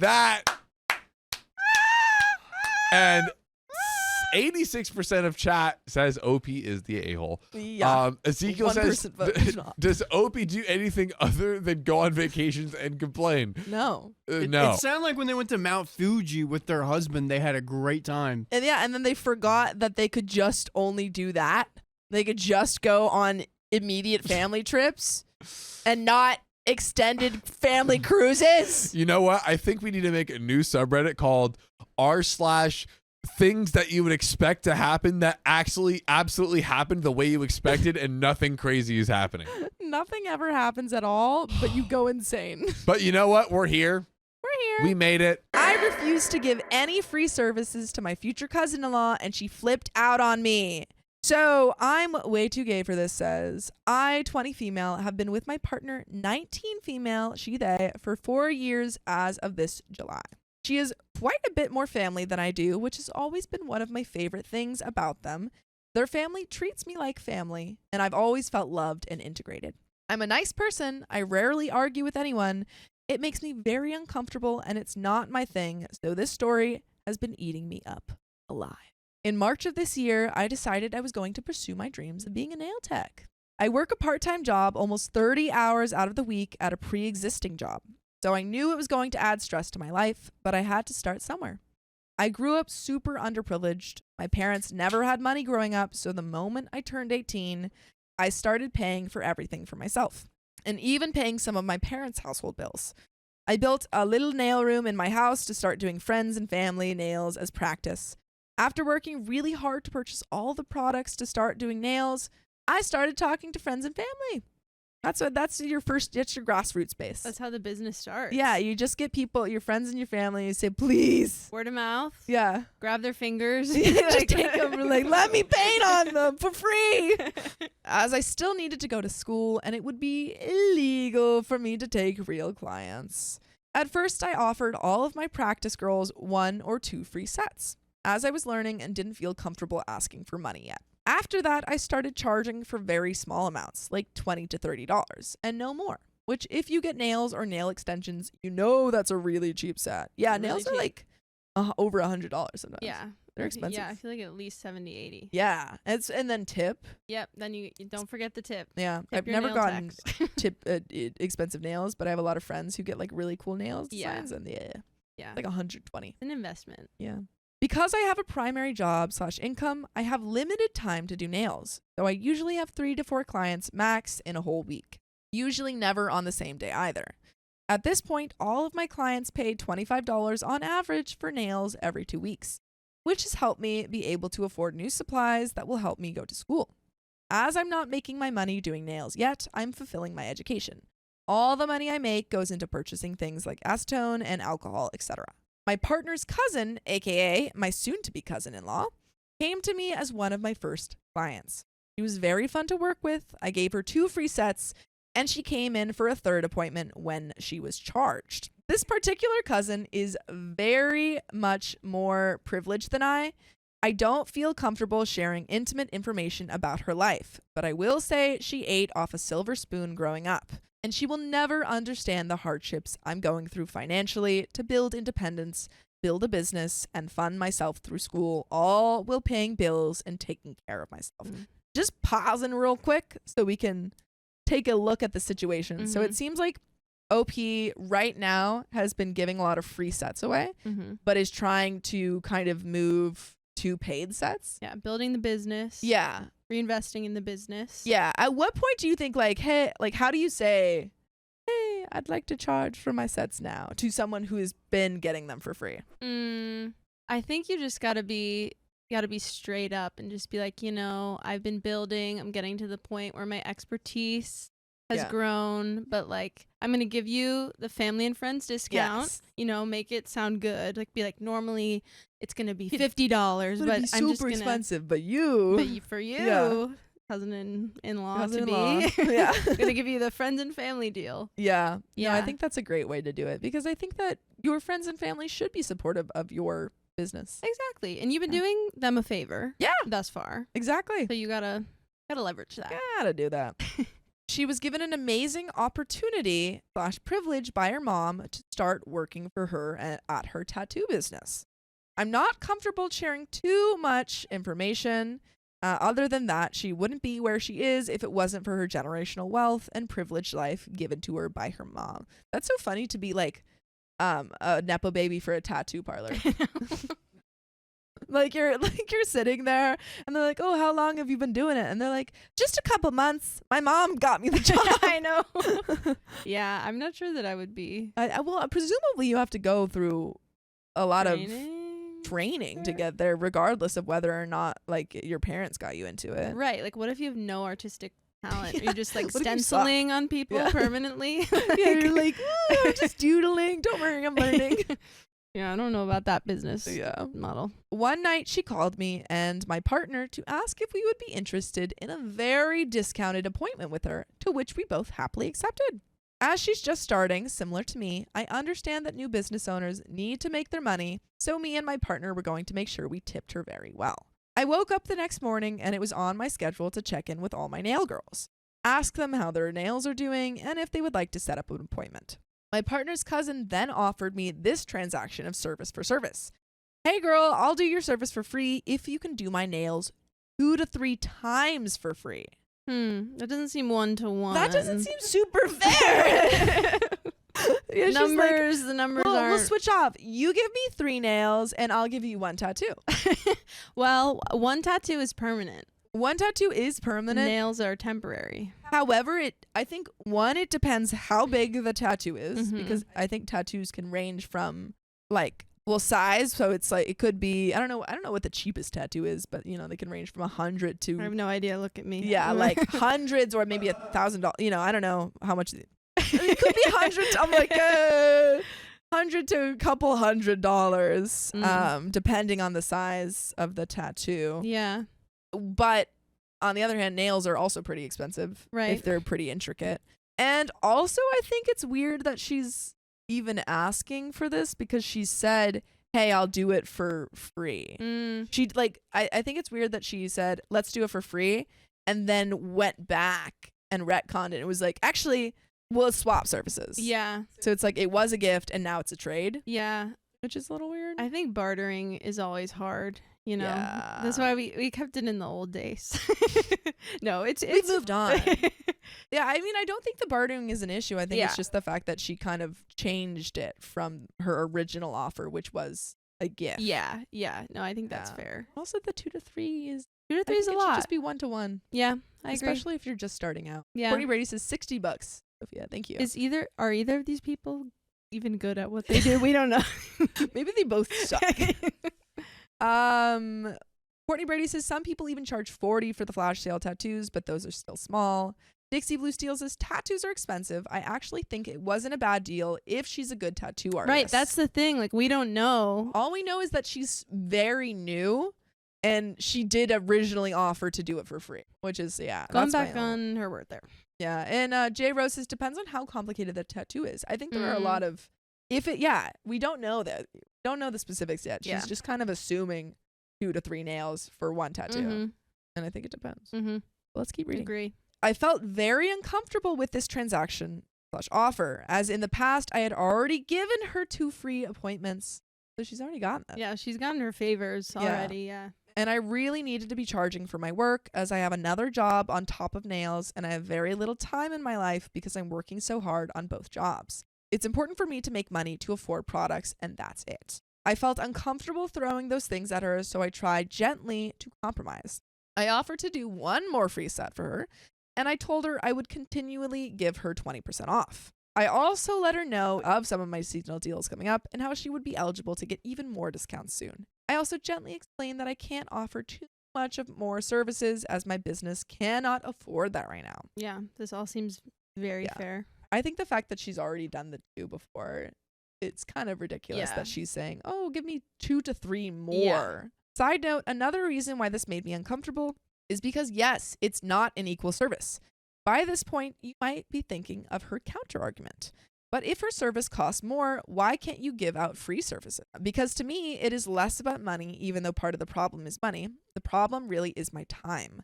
1 appointment for her may make her a lot of money, but she works less time than I do. To make this make sense, 1 hour for her can make her a profit of $350 and up.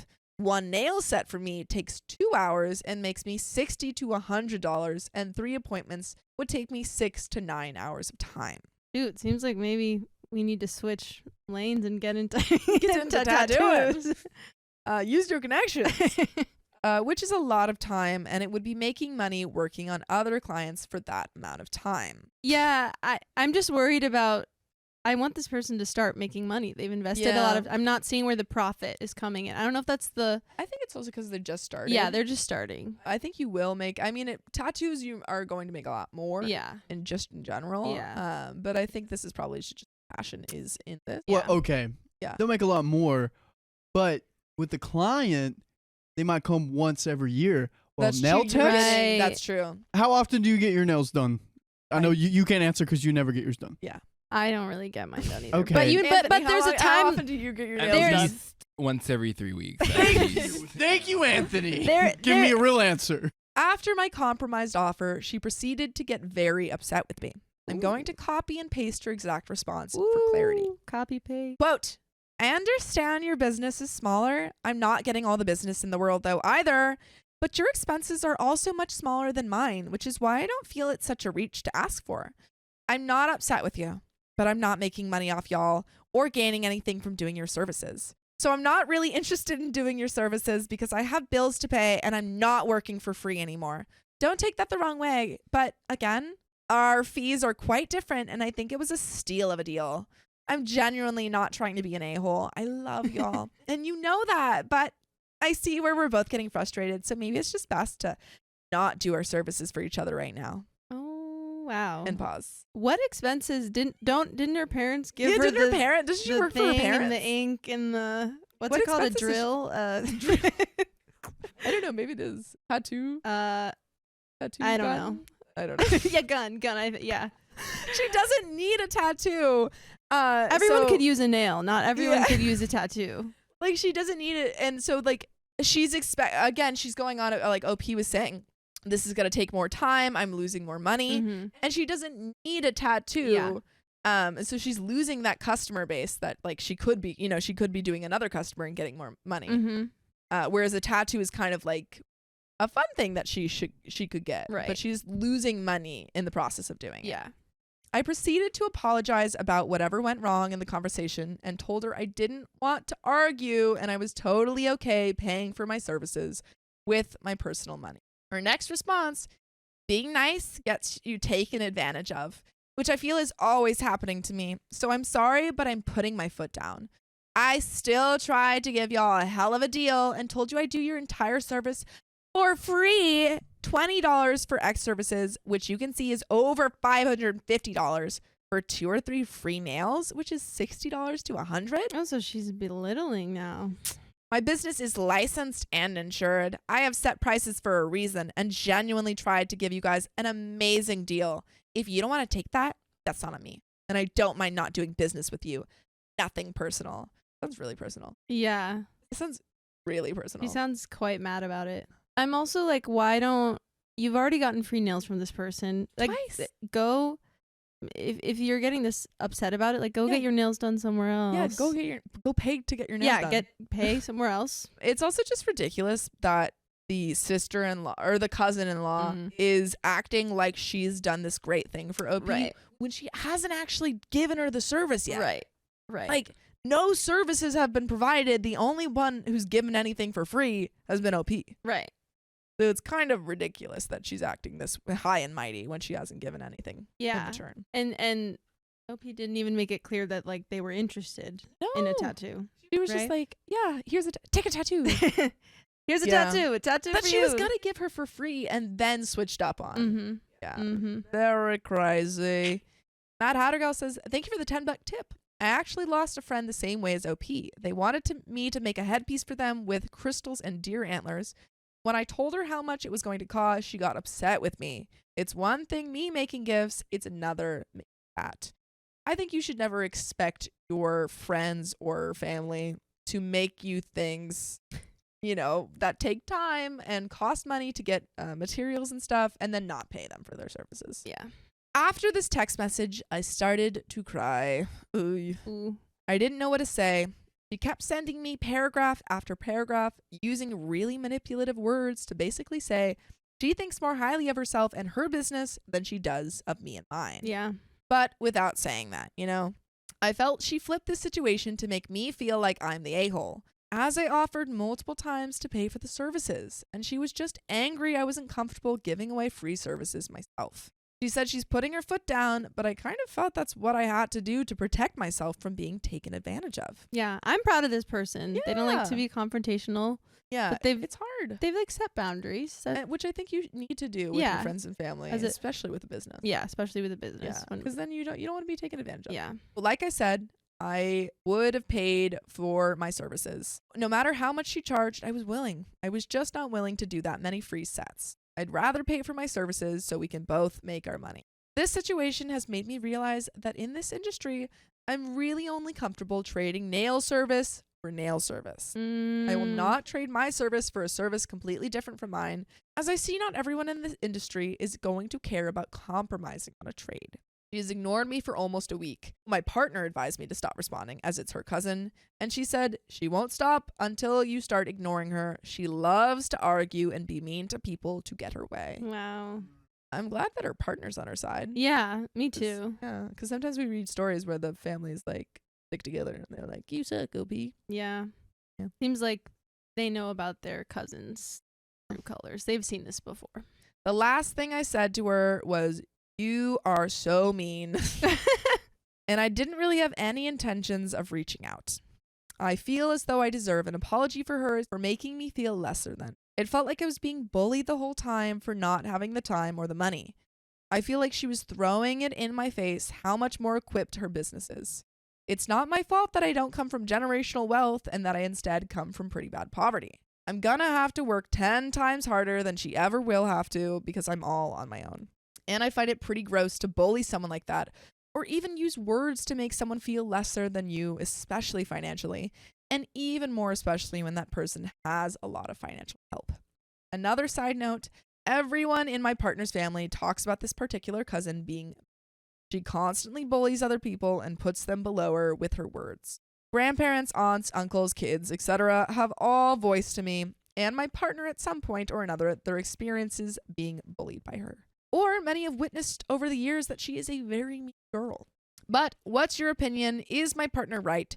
Should I disconnect myself from the situation or put some space between me and this cousin? Or am I the a-hole? And this is to answer the question of what is expecting too much from family. A deep question. Yeah. I think expecting services and not giving it a fair return is too much.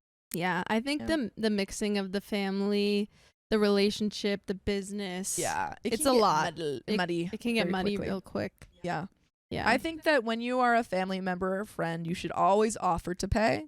And then they can say, no, well, we're doing this for free or I'm giving you a discount. Yeah, even if it's a completely empty offer. yeah, even if it's like, I'll pay. Yeah. It's just nice. Yeah. To do. And then also it's just nice for them because they get to say, I agree. Yeah, they get to do a nice thing and you're not expecting anything. Sometimes I wonder, like those places that say like best blank restaurant in the city or whatever, or in New York. It's from like that one article in 2008. Yeah, they're like, no, look, we're the best. Yeah. Yeah. I don't buy it. Stella Davis says, I have friends who are bakers with their own businesses. I would never ask for a free cake or free cookies. Yeah.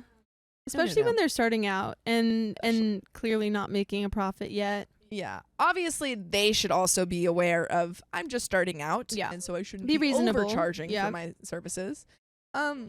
Yeah, no, she's nasty. She's a meanie, and the family knows it. Yeah, and the whole family knows it. That's all you need. Like, I feel like getting the confirmation that she just sucks. That she sucks is enough. Like, you don't need to get more involved. Yeah. That's like your confirmation, and you can walk away knowing that you're in the right. There's been people in my life where I'm like, oh, this person's so mean to me, and then I find out that they're mean. Like everyone hates them, and I'm like, okay. Yeah, there's nothing worse than when someme's mean to you singularly, and you're like, what's like, going on? Wait, This doesn't happen to you guys too? Yeah, come on. And you talk about them, and they're like, oh no. I mean, like you'll talk to your friends or something. Yeah. And they're like, oh, they're always nice to me, and I'm like, it's like, can you please be mean to other people too? Spread the mean. Yeah. Josephine Madolo, thank you for the $5 tip. My sister wants to buy a painting from me after seeing my art, and so did my friend. After I gave her 2 as a surprise gift. For them, I will refuse money, but at least I know they aren't acting entitled. Expect something and be charged. Yes. My cousin's birthday party was a nightmare, and somehow I got blamed for it. Happy New Year, everyone. I remember this story about a sleepover with my cousin that I'm in no contact with. So to start off 2025, I want to tell you about this long drawn-out story that I now laugh about. To get started, it was 2021. It was the pandemic in my area, but it had technically ended. Me and my little cousin, who we will call EC, short for entitled cousin, we're best friends. Throughout the pandemic, I talked to her almost every day. She was pretty sad that in 2020 she couldn't have a birthday party. I felt her pain because in 2020 I turned 13 and I didn't get to have the huge birthday party my family had planned. And by the way, this comes from user Sleepy Sheeps, and you can submit your stories on the r/OK Storytime subreddit. So, Ich's mom had the bright idea to have a party for her daughter in 2021. We'll call her mom M. Okay, I'm going to name her Emily. So, Emily had raised Ich as an only child because Ich is technically an only child biologically. Her mom did an adoption to Ich's older sister that Emily fostered when they were 12. Those sisters are in their late 20s to mid 30s at the time. So as you can tell, she was raised mostly as an only child, but legally she's the youngest child. So it's like just a case where the older sisters were way older. The fostered, adoptive, older sisters, she was for all intents and purposes an only child. So day one of the nightmare, I showed up a bit late to the party because me and my mom had a fight about a swimsuit. It's not important to the story, but it will give context. The swimsuit needed to be washed, according to my mom, when it really didn't need to be, as it was clean. Because of the car we drove at the time, it needed to charge because Emily and Ich lived very far, and the battery to the car was almost dead. The charging process took 45 minutes, and my cousin's house was 25 minutes away from the charging station, so I finally leave the charging station and head to my cousin's house. I got there, and it was 8 p.m. Everyone had been there since 5 p.m., but everyone else lived very close by. So I entered the house being walked in by Ich's sister. She has 3 older sisters. One is in the military, the other is in college, and the oldest is pregnant again at the time. They really don't have any purpose in the story, so I'll briefly mention them here and there. Ich was mad about how late I was, which was understandable, but after explaining, she softened up for a bit. My mom left, so my cousin got the goodie bags for all of us. There was 4 other girls there, and I'm the oldest. My cousin was turning 12, and her friends were all 12 or 13. Red flag number 1 should have been the fact that none of Ich's friends were there. None of them showed up. The girls were all of Emily's friends' daughters, who have met Ich at least 4 times. All the girls were pleasant with her, but they all wanted to talk to me. I'm not sure what happened earlier, but everyone was standoffish with Ich. She leads us to the bathroom and tells us we're all doing a face mask. All the girls were happy until Ich started yapping. She grabbed her face wash and turned to one of the girls, telling her she needs to use the wash because her face looks not the greatest. I told her that's not very nice. Mind you, her mom heard this and said nothing. Mom's like, she does need that face wash. I think I have an idea what's going to go on here. One, it's Ich's birthday, and they want attention. They want to be the focal point, and hey, this is my birthday, my party, let's focus on me. And OP just got there. OP's the oldest. Usually, when you're 11 or 12, and if you see someone 1 year older than you, they're the coolest person in the whole house. Okay. The girl said no because she's never used the face wash and because she breaks out too easily. The girl walked off to get her own face wash. Then targeted me, saying, quote, "You also need to use this face wash because you're slowly starting to look like a witch with all those pimples." Emily stepped in and told her, "Apologize." She was like, that one's not going to fly. I was having a medical issue with my period that made me get bad acne. I was on my period for 2 months at the time and would have a lot of acne because of it. She then called her friends ugly in different ways by placing their face mask on. It was annoying, but we it up. The rest of the night was uneventful other than making a mug cake that she forced me to eat, which was annoying. We went to sleep watching the live action Lion King. Day 2 of the nightmare, we had to get ready for the water park. We were pretty happy because it was going to be 100 degrees outside, so pretty hot. We had breakfast, which for the life of me, I can't remember what it was. I do remember there being orange juice on the table and demanding for us to give it to her now. In her own words, she said, "Give me the orange juice right now. I am the birthday girl and can do whatever I want." I'm the birthday girl. I get whatever I want today. I called it. She's the birthday girl. And she's 13. Honestly, it doesn't even have to be a teenager. If it's your birthday, it's your party, your celebration. You want to be the focal point. Sure. Maybe just don't be like a monster about it. Yeah, like act like you're like an entitled, narcissistic monarch about it. Her mom told her to stop being rude. We gave her the orange juice just to get her to calm down. We all got dressed, and honestly, we all looked cute for going to a water park. It took a while in the bathroom to get ready, and when she finally left the bathroom, she said all our outfits and how she was so ready to change into her swimsuit at the water park. We thought she placed her clothes over her swimsuit, so we're all pretty annoyed now. So we finally got to the water park, and for some reason, all our cousins didn't show up. This is both our cousins through her mom and her cousins on her dad's side. It was weird, but that should have been red flag number 2. We waited outside the water park for it to open, which I'm glad for because within 20 minutes, there were lines going down the street. Yeah, you're going to get that on the 100 degrees. Man, we got bored waiting and started to play outside the gates of the park. We started pretending to be Karens. Of course, wanted to be Karen and told us we can't be Karen. So we picked out other Karen-type names like Carol, Betty, etc. Now the kids are playing Karen roleplay. They grow up so fast. Didn't like the way that we played Karens and stomped off to spend time with her niece. We just kept playing because me and another girl had our phones but didn't want to drain the battery. Dang. Eventually, the gates opened and decided we're all good now. We're playing in the pool while her mom just chilled in the seats with her granddaughter. Started insulting her mom for being cheap and not bringing enough money for food and making sandwiches for us. That's rude. I would put my foot down. I'm like, all right, the day's over. I mean, we're here, but like, you are not getting anything else. How are you dunking on your own mom for making y'all sandwiches? Yo, mom sandwiches are the best sandwiches. Like what? You're dunking on your own mom, being like, my mom's poor. She made us sandwiches. You know what? At the end of the day, freaking 13-year-old brain. All right. I remember wanting to be cool. And sometimes you say wild stuff that makes no sense like that because somehow in your hormone-addled brain, you're like, this will be cool. This is also when you get the most brattiest. Like, this is when it starts. Remember, we are at a water park. Food is very expensive. A slice of pizza was $5, and it's not even that big. Then drags us to the only water slide in the park. There's mini water slides, but those are for toddlers and very small children. We get in line, and all she did was complain until we got to the top of the slide. One of the girls that was at the party was in front of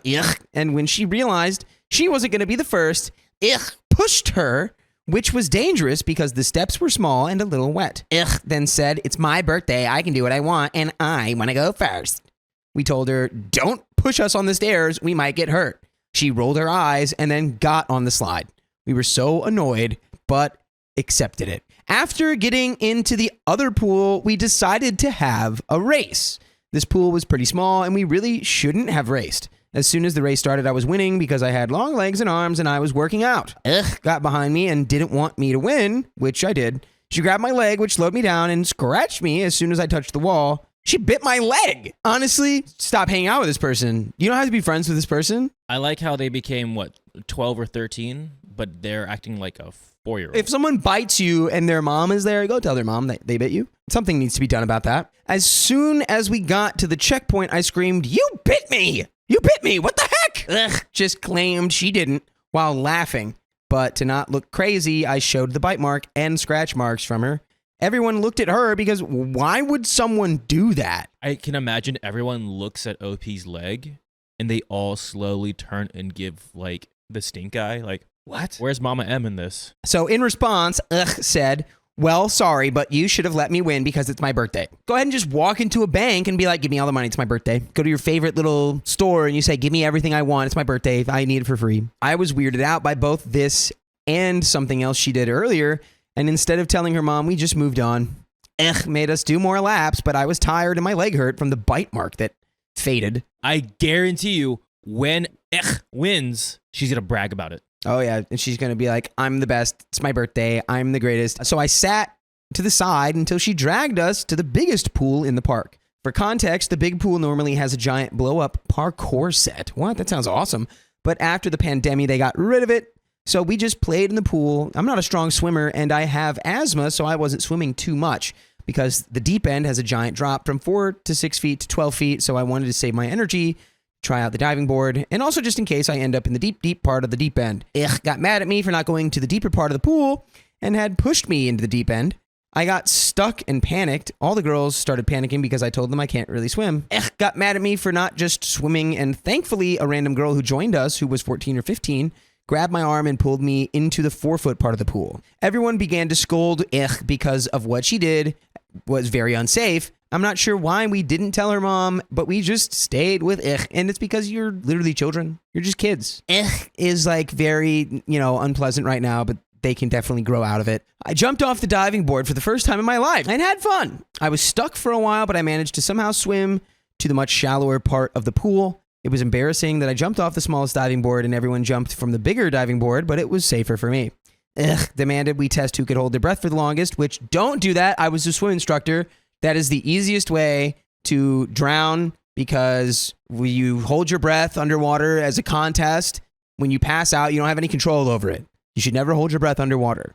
It's actually a common misconception. Because of the panicking from earlier and the intense swimming I've done from the diving board, I couldn't hold my breath that long. I was underwater for about 20 seconds, and as soon as I lost my breath, I moved to the steps far away from everyone to see who'd lift their heads up next. I also didn't drop to the ground like most of the other girls from the party because knew I would lose my breath quickly. So imagine my shock when who won the challenge, claimed I bit her when she was underwater. It was so stupid and nobody believed her. And she said, "Look, she even scratched my legs too," as she showed the faint line of nail scratches.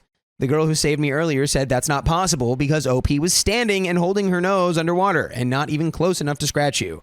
OP moved to the stairs long ago.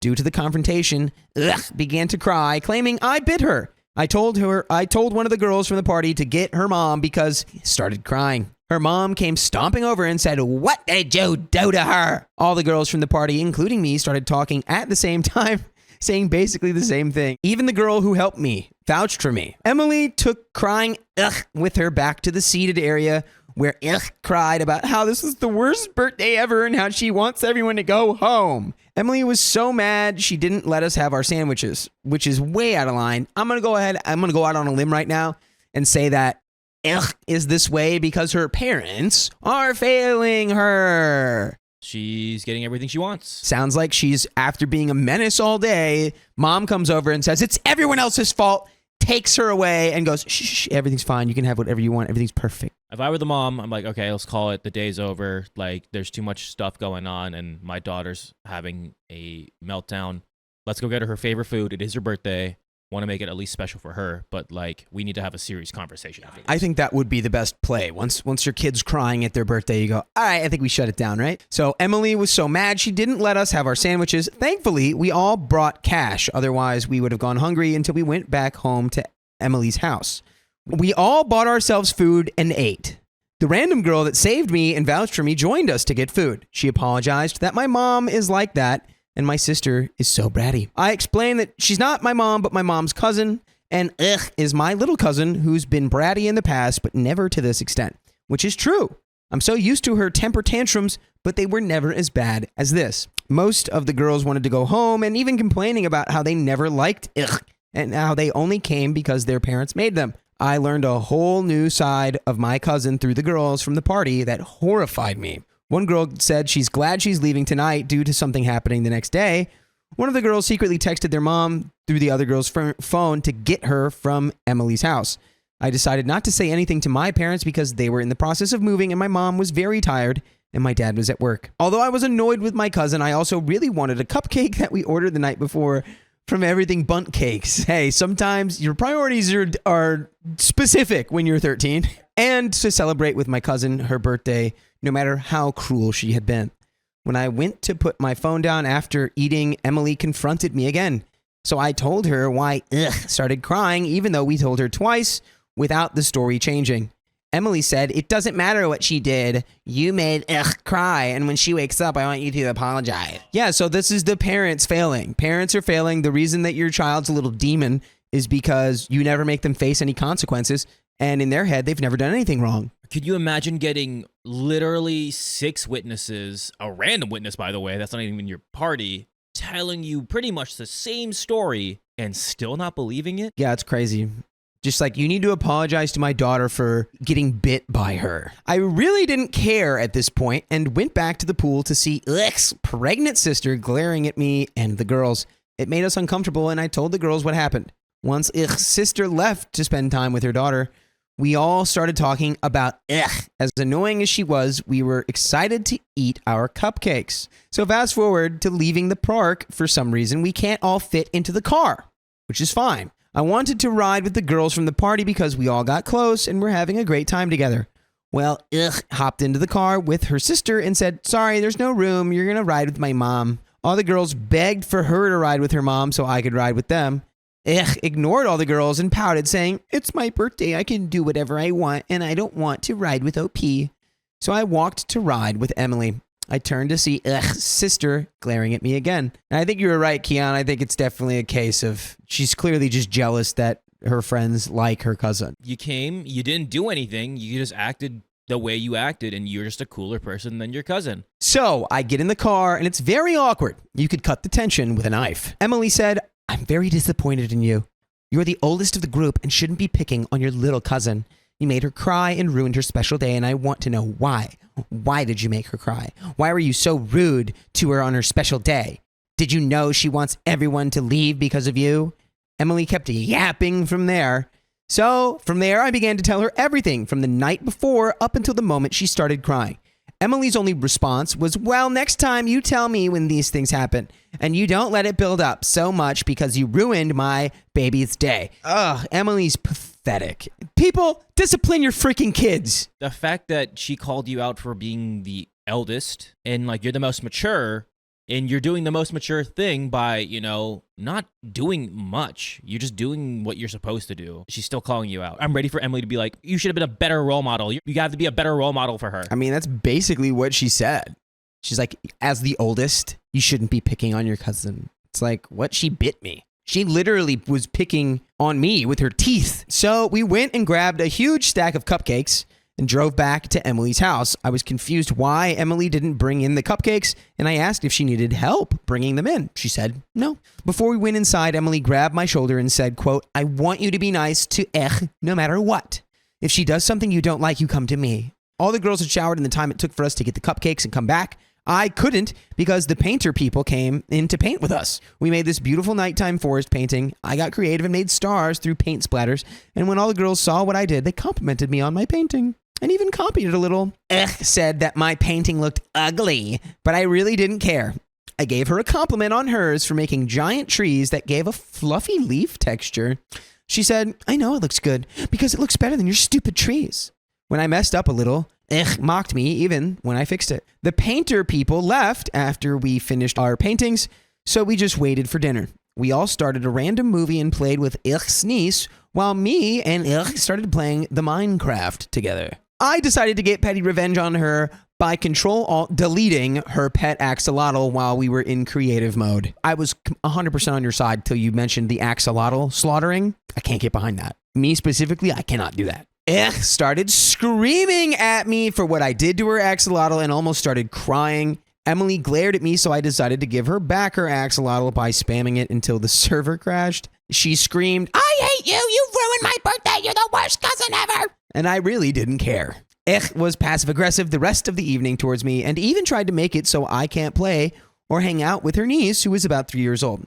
She set up her birthday gift from her sister, which was slime. She gave me the ugliest color from the pack because I didn't deserve anything pretty. She gave me the color gray. I didn't care because it's slime. And once it dries up, I'm going to toss it. So fast forward, we had more pizza and everyone wanted to watch Monsters University. All of a sudden has a problem with that movie and says she wants to watch High School Musical, the show. No one wanted to watch a show because we wouldn't finish it before the sleepover ends. We all agreed to compromise by watching the movie, High School Musical, but refused to compromise and demanded we watch the show or a different show. She made a commotion and Emily came out of her room to figure out what was going on. Emily said we can take turns by watching whatever wants first, then we could watch something else after. We all explained that we only want to watch movies and no shows, but Emily refused to listen and turned on a random show wanted to watch. Which, plot twist, she turned on her iPad and played Roblox the whole time, not even pay attention. This is the one thing about sleepovers, especially if you're the host. Everyone compromises. But if it's a birthday party, I do got to say, you got to do what the birthday person wants to do. I can see the side of being like, this is probably the worst birthday ever. I wanted to have a good time with my friends. My cousin, who's so cool, taking all the stuff. Opie didn't do anything. It's just the natural order of things. It just feels like they're being competitive, essentially. So we were so fed up with her by this time that the girl with the phone couldn't leave, sadly, but texted me saying how much she hates it here and wants to go home. Once it was finally our turn to pick the movie, we turned on Monsters University. Announced that she was going to make popcorn and grabbed all our popcorn from the goodie bags, even though some of us protested it didn't matter, but we ended up letting it go. My bag was done first, and said to me, hey, OP, catch this. I told her no.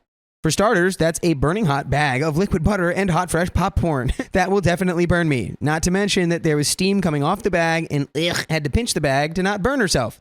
Said, I don't care, catch it. She tossed the bag of hot popcorn and it burned me. My hand turned red from the burn, but a chunk of the butter splashed from my thumb, burning it the worst. I also couldn't move out of the way without messing up the beds and the princess tent behind the bed, which you must protect the princess tent at all costs. The castle now. I screamed in pain. All the girls ran to me and see how bad the burn is. Emily ran in to see why I was screaming. I, in fact, did cry a little while everyone was checking on me. Stood in the back, arms crossed, glaring at me for getting attention. I had a 1st-degree burn on my hand, but my thumb looked like a combo 1st and 2nd-degree burn. No blisters, but coming close to blistering. It was painful, and I ran my hand under cold water and got an ice pack. Emily told to apologize to me, and she gave me a sarcastic apology and rolled her eyes at me. I'm sorry. And let me guess, Emily probably didn't do anything about that, huh? Emily left and didn't do much with the situation. I had to spend the night with an ice pack while all the girls gave the silent treatment and checked up on me. By the next day, it felt like an evacuation when the girls' moms came to the door. They got all their belongings and basically ran out of the door to leave. I, unfortunately, was the last one there. My mom was grabbing the last of our stuff from the old house before she got me. And by the way, if you want to listen to our old stuff, you can find full episodes with stories like this. All you got to do is go to Spotify or Apple Podcasts or wherever you listen to podcasts and search OK Storytime. And there you will find us. But we have a little bit more left of the story. You know, I think most of this can just be chalked up to the bad parenting, bad adulting, just not like listening to kids and the oldest. This is like a common case, it seems like a lot of the time. Stop feeding your kids, all the entitlement. As an adult, you want to make the best of your child and make their day, but you got to be an adult too. It's just a pure force of nature. She's so annoying. OP was trying to be mature the entire time, it seems like. Again, with Emily, the mom, saying, oh, come to me if anything else happens. But it's like, it's so awkward. And keep in mind, OP, at the end of the day, is also a kid. Whoever's in charge of her has failed her by not allowing her to experience what seems like any semblance of accountability for their actions. All right, let's finish this. I forgot to mention earlier on day 1, my cousin gave me this pretty choker. It was all black with a really pretty pendant. When my mom got there, made me take it off and gave me this old orange one that had rust on the side. Oh, lovely. Little tetanus. It had a tag with a paw print on it. Within a month, the choker broke on me out of nowhere and the pendant fell as well. Before we left, Emily told my mom about how I'm very mean and how I treated poorly. I was so glad to leave, but then had to explain what happened to my mom, then my dad, once I got home. I didn't mention the burning incident because I'd be starting a war in the family if I mentioned everything that happened. Anyways, I don't talk to she doesn't talk to me either. Also, none of my cousins like her. I often catch family members talking crap about her and her mom. Almost all the cousins that are Gen Z and under talk the most crap about her, and everyone avoids her.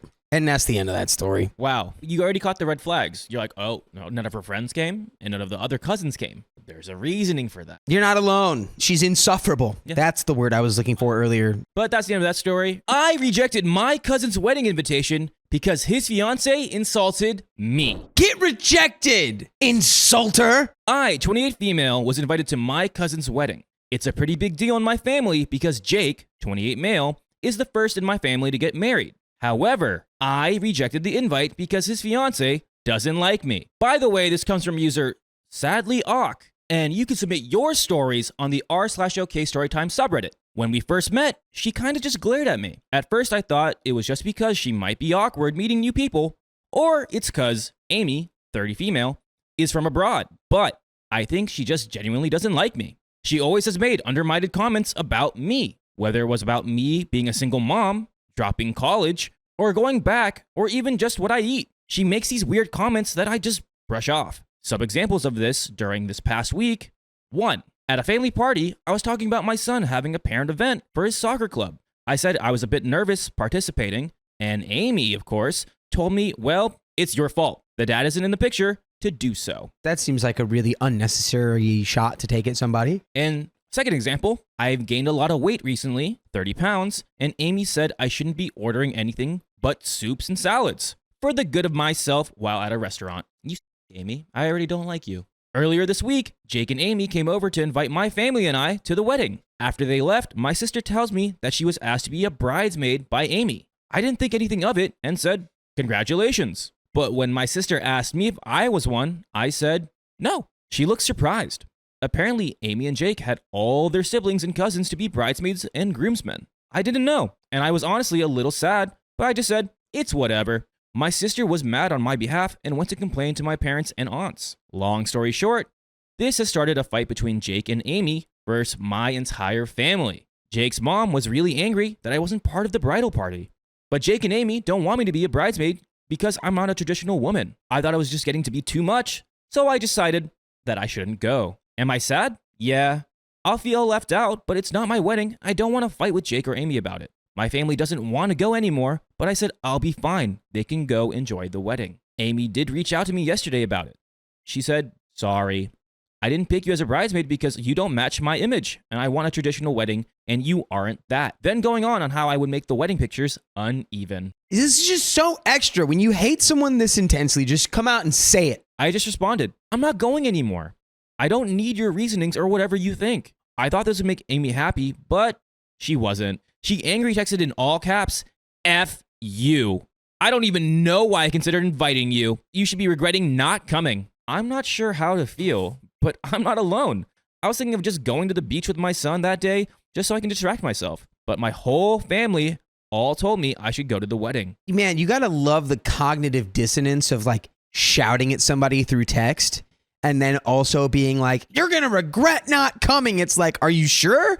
I feel like I already am secure in my decision. And then you just hit them with the K.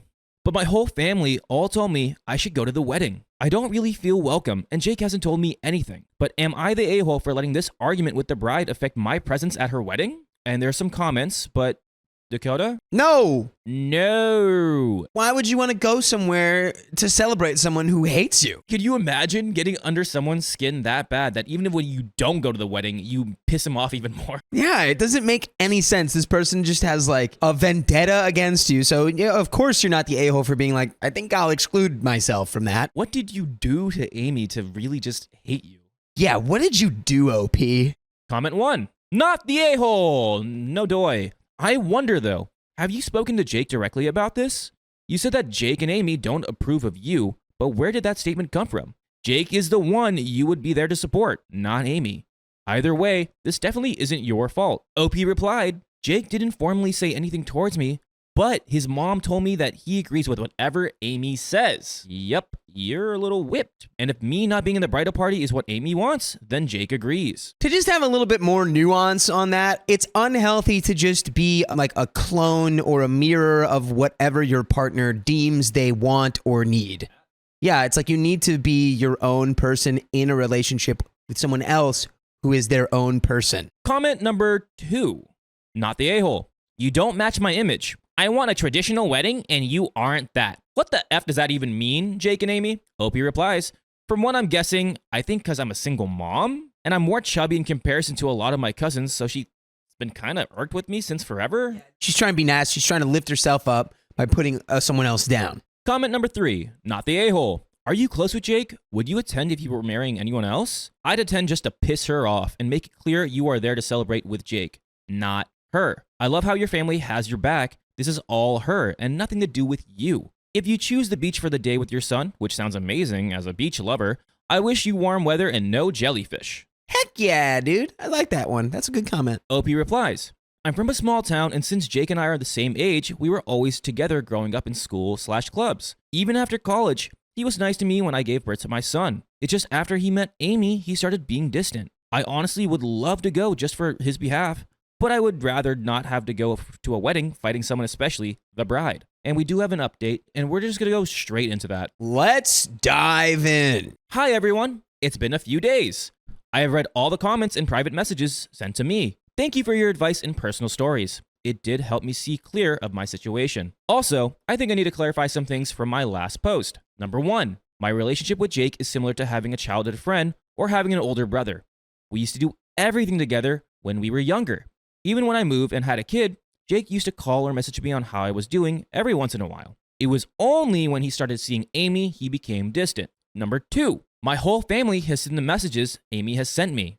I have a very small family, so news gets around pretty fast. I only have my dad's 2 siblings, and they're like 4 cousins between all of us and my grandparents. We are all very close and even have a family group chat. However, they only want me to go just to keep some peace. My family has made it a point that they don't like Amy. She says weird comments about everyone, but everyone loves Jake, so they want to support him. I said that I would only update if something big happens, and I guess this counts. But I was able to meet up with Jake. It was by accident. I bumped into him at the grocery store. He came up to me while I was picking out some bread and said, "Hello." We awkwardly chatted a bit, the usual, "How are you?" etc. But then my stomach started to rumble. It was already 3:30 p.m. and I had not eaten all day. He started laughing at me, and I started to hit him because he started making fun of me. It was oddly nice.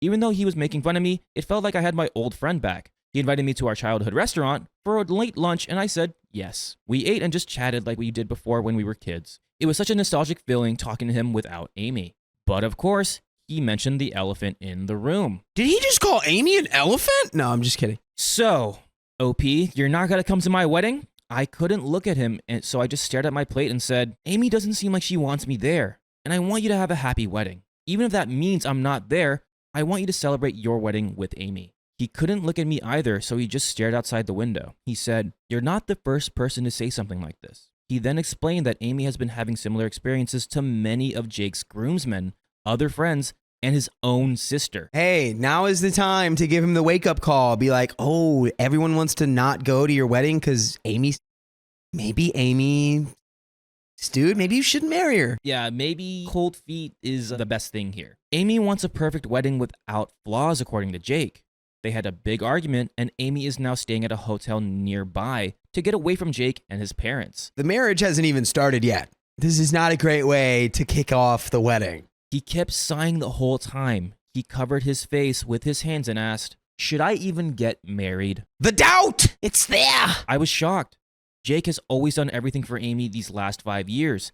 He has never thought of himself before. I sighed and said, "Everyone wants you to be happy.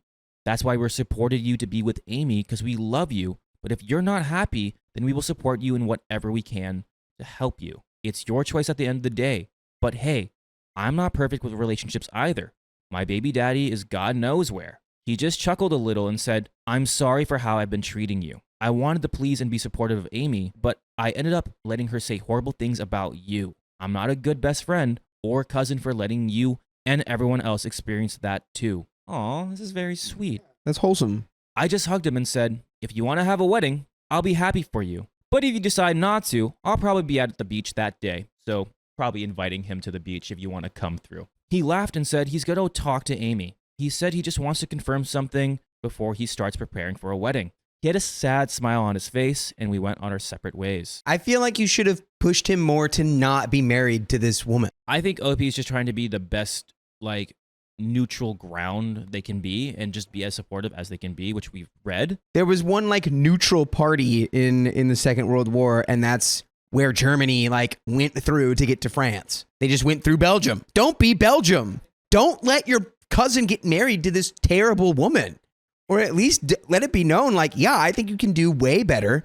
I think maybe you've ended up in a toxic, codependent type relationship. She's trying to isolate him from his family. If your entire family is having troubles with one person, maybe they're the problem and it's not you. The statistical likelihood that they're the problem is 100%. But also, the family's just so supportive. It seems like because it's a tight family and everyone's very loving, and he's the first one getting married, and if he's happy, we're happy. But it's the delicate, the soft approach of well, I just want you to be happy. And if you're happy with her, then we'll be happy for you. And if you're not, we'll be happy to support you in any way that you need. And it's you need to be hey, you're going to be miserable with this woman. She's a monster.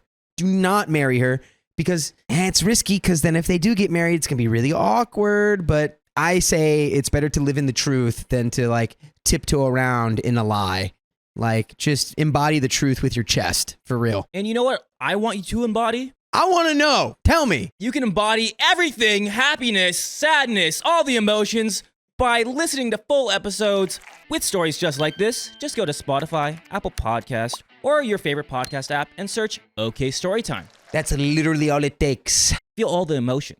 let's just go straight into the end of it. Hopefully, Jake doesn't get married. In the last few days, Jake and I, other friends started messaging me that they think it's over for Amy and Jake. Jake went to talk with a lot of our friends and other family to talk about Amy's behavior and apologize to them formally. I was a bit surprised how serious Jake is taking this just because he's never done this before. He always kept quiet and just yes-man Amy for so long. I don't know the situation with the wedding yet, but I hope my cousin will feel better soon. Even Amy, I hope she realizes Jake's feelings as well. Wow.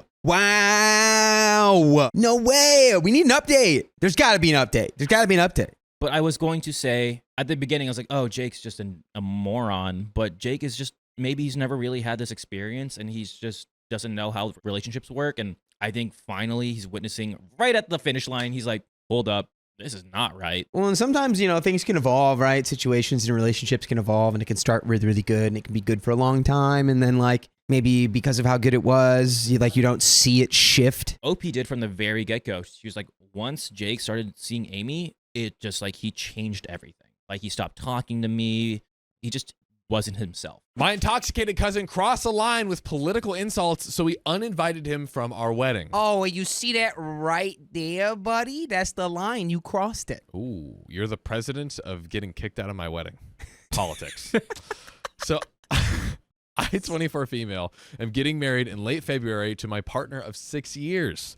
We are having a larger wedding in part because my family is massive, so there will be about 200 guests. So especially in comparison to some of the other families I've invited, my cousin, 49 male, and I are pretty close. By the way, this comes from Pear Zesty Clothes 2404 on the r/OK Storytime subreddit. So he's been an uncle figure for me for most of my life, but he was very close with my dad, so I was considering asking him to walk me down the aisle. My dad passed away last year. That was until tonight. Obviously, an election can cause a lot of tension, especially in such a polarized political sphere. I expected tension. When I posted a short rant about my disappointment, I expected some pushback from my family. What I didn't expect was my cousin to come pew-pews blazing, calling her the N-word. We are white. No! And a salute. No. Did it already get political? No. What? That's not politics, that's racism. That's pure, simple racism, ladies and gentlemen. Holy wow. So when I told him I didn't appreciate how he had spoken about her, he went on an angry rant about how Kamala is horrible and how I am horrible for voting for her and how my fiance is a C slur. He is East Asian. Dude. I felt as though the only natural way to respond was, cousin, I am so disappointed that you speak about me and my fiance in that way. You are no longer welcome at my wedding as you clearly don't respect my family. Wow, that's a pretty succinct way to handle that. Yes. Absolutely. That's easy. Done. Done. So I think we're done here, right? Right? The story's over. You are done here. My cousin stopped responding at that point, and my aunt messaged me saying that my cousin is probably wasted and that it was too far and bishy to uninvite him. It honestly may have been. This cousin has a history of being extreme when he is wasted, and he always drinks on election nights. But I felt like this was a line that he should not have even approached. Maybe I was too harsh. Am I the a-hole? Was I too harsh? What do you mean a line that he shouldn't even approach? What's the line? Blatant racism? Dude. What are we talking? What? We have some relevant comments, but before we get into it, yeah, to answer your question, absolutely not. Were you too? First off, just I think on your weddings in general, you should be able to have who you want and be able to foster the exact environment that you want. Right. But dude, this guy, like we said, blazed 10 trillion miles past the line. Yeah. No. Just yes, uninvite him. Absolutely. It's already insane to say the stuff he's saying, but about your fiance? Yeah. That wasn't even a line. That was like a big old wall. That was like the Great Wall. Yeah. And he scaled that wall and came down on the other side with just a bag full of racism. Oh, bro is the Santa of racists. Feel free to not invite racist Santa Claus to your wedding. We don't need racist Santa. We you don't. Can kick him out. God, I thought we got rid of that guy a long time ago. Dude, we thought, but bro, he's back. Ho ho ho. He's got a gift for everybody. Oh no. Oh no. Well, we have some comments from the people. Oh yeah. So Comment number 1, in vito veritas. Drink reveals the nature of a person within. It removes the inhibitions. He wants to say that. His inhibitions prevent it usually, but that's how he feels inside. Yeah. Comment number 2, not the a-hole. You didn't uninvite him because of the election. You uninvited him because of hate speech against your fiance. Edit to add, don't be afraid to uninvite anyone who supports him or badgers you about him either. Facts. You are the company you keep.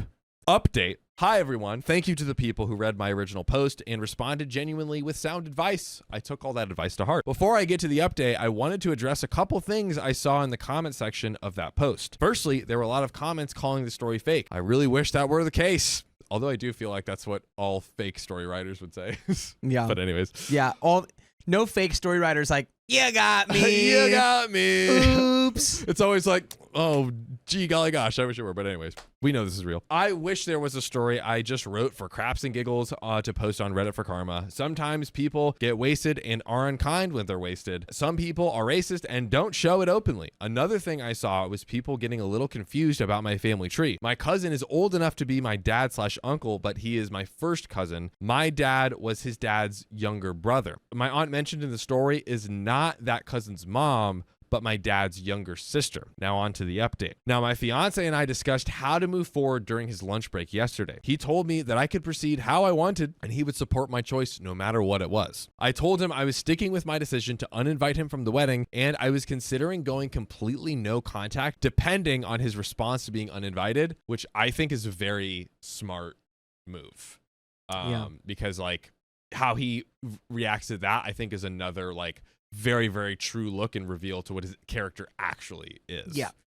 My fiance was relieved at that and told me to keep him updated. As an aside, my fiance was so supportive and empathetic throughout this whole thing. He held me when I cried and offering up the idea of moving to a safe state. As of right now, we are looking into Illinois, Washington, and Minnesota if y'all live in any of those places. I'm just so lucky to have him. But later in that day, my cousin responded to my comment uninviting him. All he said was, "You can't uninvite me for this. I was wasted. You know I didn't mean it." That's literally like not.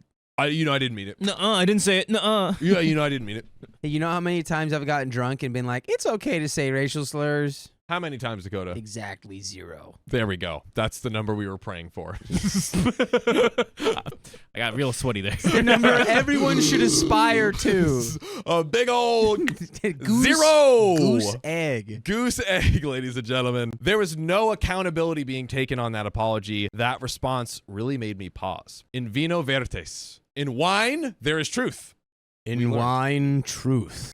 The Latins knew how to cook up some bars, man. They were just spitting bars all the time. In the Shout out to them. wine, truth. That is something I kept seeing in that comment section, and it was the first thing I thought when I saw his response. I knew he meant it. If he didn't mean it, wouldn't he apologize? So I messaged him privately saying, "Hey, cousin, I will be sticking to my decision to uninvite you. I cannot have someone at my wedding that is even remotely okay with calling my partner something like that, especially since you didn't apologize. I would like to keep some distance for a while too. I need to think through this." Yeah, 10, I don't know how you could respond better. What did you expect, brother?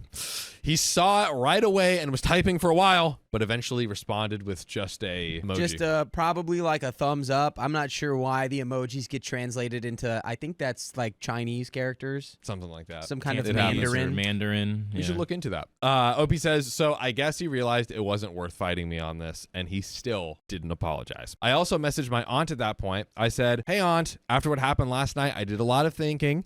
I'm accepting of other people's opinions, but no matter how wasted cousin was, it's no excuse for spewing such hate, especially towards fiance and me. At this point, it isn't about differences of opinion. It's about respect. He showed me that he doesn't respect me or fiance as people, so why should he be allowed to celebrate our marriage? If you still consider his behavior acceptable, let me know so I can remove you from the guest list too." Wow.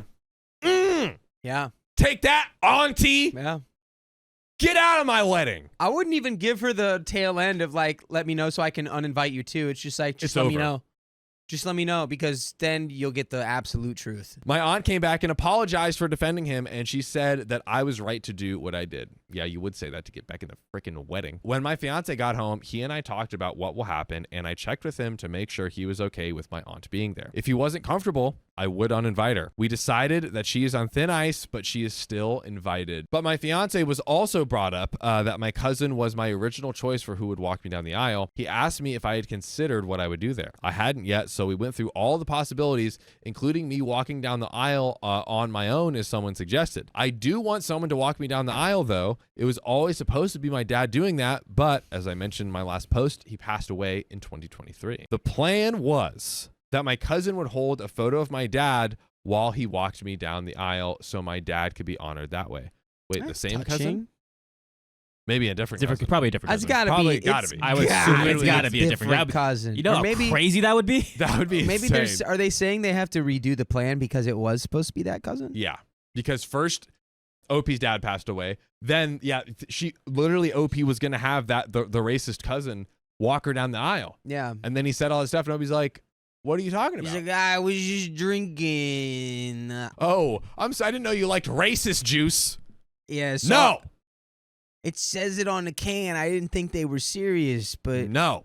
that beer made me racist. I promise it's not me. Well, you know it is always you, Dakota? Oh, boy. I want to know. Today, forever, and always. Let me know. Is the fact that you can listen to full episodes of Dakota, Keon, myself on Spotify, Apple Podcast, or your favorite podcast app. If you just go to Spotify or those other places, search OK Storytime, you'll have endless episodes to listen to. That is And hang all with your me, boys. dude. That's You're right. That's us. That's that was- us. that's classic Coda. Classic That's Keon. on me, baby. Baby. So we have a little bit of the story. Is there literally anything possible that cousin or aunt or anyone could say to be totally okay and be totally fine? Probably, but like nothing realistic. No. I don't Like- I don't think so. No. Like if they, yeah, I mean, there's nothing that'll undo that. You could do like really great stuff. Be like, I just donated $5 million for cancer research. I'd be like, you still got really racist the other day though. Yeah. So I don't know. Can't do it. I don't know. Can't erase it. Yeah. Like,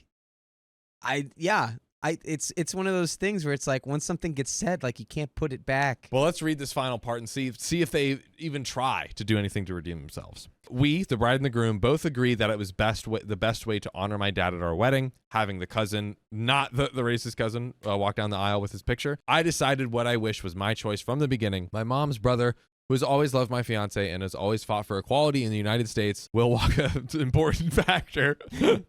Is fighting for social justice, will walk me down the aisle holding a photo of my dad. My mom will also walk beside me down the aisle. I love it. Thank you all again for your honest feedback on my situation. I really appreciate every single one of you. I hope this is the end of it. Mini update added since I've been asked a couple of times. We're moving to Twin Cities, Minnesota. To the Twin Cities of Minnesota. Is that a song? No, No. it felt like it was important. You crushed it though. Like the Twin Cities. That would make a great song. And This I would love to hear you summer sing it. in the Twin Cities of Minnesota. It gets the hot. WWE is getting down. Oh. I think. Well, I'm going to get down with some comments. Comment number 1, be prepared for the uninvited cousin to show up anyways and wasted. Smart. OP replies, I didn't even think of that being a possibility. What would be the best way to prevent this or handle it if it happens? Reply says, if you're able, discuss the possibility with trusted family members who could serve as bouncers, or honestly what Dakota said, hire some sort of security. If, I guess, worst case scenario, your own family who kind of serves as like, maybe got like a rotating bouncer shift or something with your biggest. Hey, you got 200 family members. The biggest family member out of the 200 people that are going. You got to have some freaking honkers, some freaking beefcake. But yeah, that's the end of the story. If you want more stories like this, search for our podcast, OK Storytime, on Apple Podcasts, Spotify, or wherever you listen to podcasts. I walked out of my cousin's wedding because I kept getting disrespected.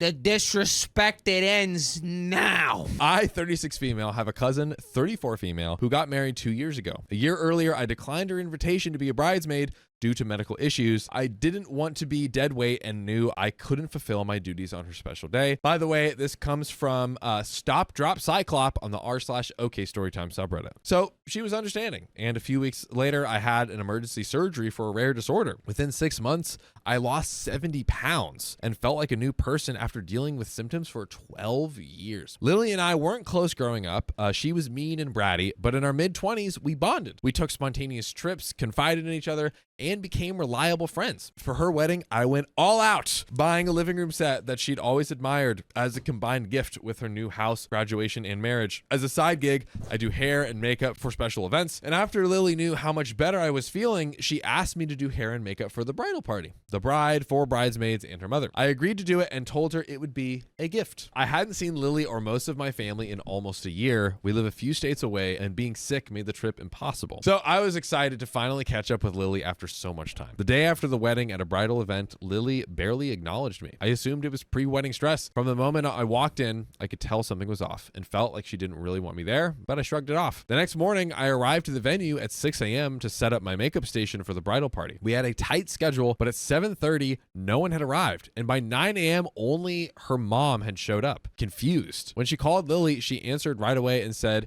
they just partied too hard and they overslept. The bridal party finally arrived at 10:45 with full professional hair and makeup already done. I asked Lily what was going on and she muttered, I don't need your drama. I calmly asked why she didn't inform me that she had gotten makeup because again, OP was there to do her makeup since 6 a.m. Yeah. She rolled her eyes and said, just shut the F up, please. Oh, no, now you've crossed a line. Yeah. I changed into my outfit, a black turtleneck and a marbled pencil skirt that she had approved of. When Lily saw me, she snapped, what the F are you wearing? She's channeling her Steve Jobs. And accused me of trying to steal the spotlight with my weight loss. Oh, yeah. Oh, she's jelly that you're hot. So she unleashed every insecurity she'd ever had and threw my personal struggles that I had confided in with her back in my face. Her bridesmaids only egged her on. I only returned to pack my supplies after they left for photos. I found my makeup tools on the floor as if someone had wiped their arm across the counter. Palettes were cracked and a few brushes had ended up in the toilet. And ladies and gentlemen, that makeup that this professional makeup artist is using is not cheap. Yeah. It's not cheap. I think you need to seek damages. Ooh. Yeah, dude. She effed around. Now it's time for her to find out. Do we call certain people to show up? Do you take this woman to be your lolly? Anyone that has objections, please speak here now. And they're like, I object. You're under arrest. Please. Please. The ultimate what? I object. I am throwing in a conspiracy theory. Yes, it's crazy. Yes, it's out there. But I'm just praying that this is one of those crazy, like, all-timer stories where that happens. Please. That's what I'm saying. That's what I'm thinking. You're under arrest. Later, I realized products were missing and my curling iron would no longer work. Lily was also trash-talking me to the family, claiming I was ruining her day. I wasn't allowed in family photos. My aunt just said, just stay away, let her cool down. Others made excuses saying she's stressed out, don't make it worse. The final straw was her being hateful to my 6-year-old daughter, the flower girl.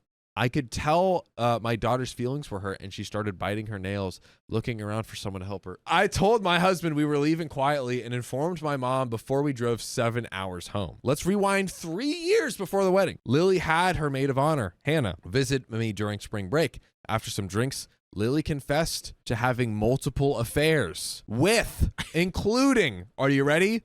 Let's go. The wedding DJ. Uh-oh. The husband of her best friend. Ooh, Tara. That's a mess. Also a bridesmaid. Oh. The three had been best friends since high school, and she claimed that she had always loved DJ. Oh, wait. DJ is a person. Name. Yeah, DJ is the name. I thought he was the DJ of the wedding, too. And you know, it'd be crazy if his name really was DJ and he was the DJ, so it'd be DJ. DJ. So it just seemed like a justification for her actions. She admitted that she was also addicted to prescription substances, revealing she was high during 2 recent car accidents that my grandmother paid thousands of dollars to cover. Oh, Who is this? Who is this chick? Oh. Is this still this is the bride? This is the bride.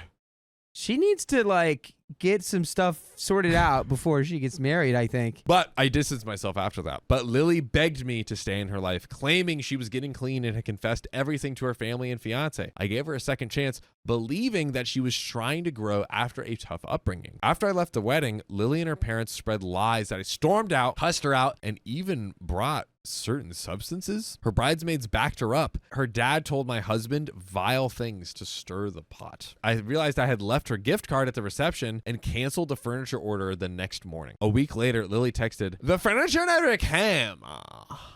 Where is that? And that's how Siri read that text message. Where's my furniture? I don't see that furniture. I don't want it. Like, you like freaking gave it to me. Like, where the frick did it go? I need to like run my grandma's car into it and have her pay for it. Hi, my grandma's buying me furniture. Where is that? Well, I told her I'd canceled it. She exploded, calling me a bee who couldn't handle not being the center of attention and bringing up deeply personal things I shared.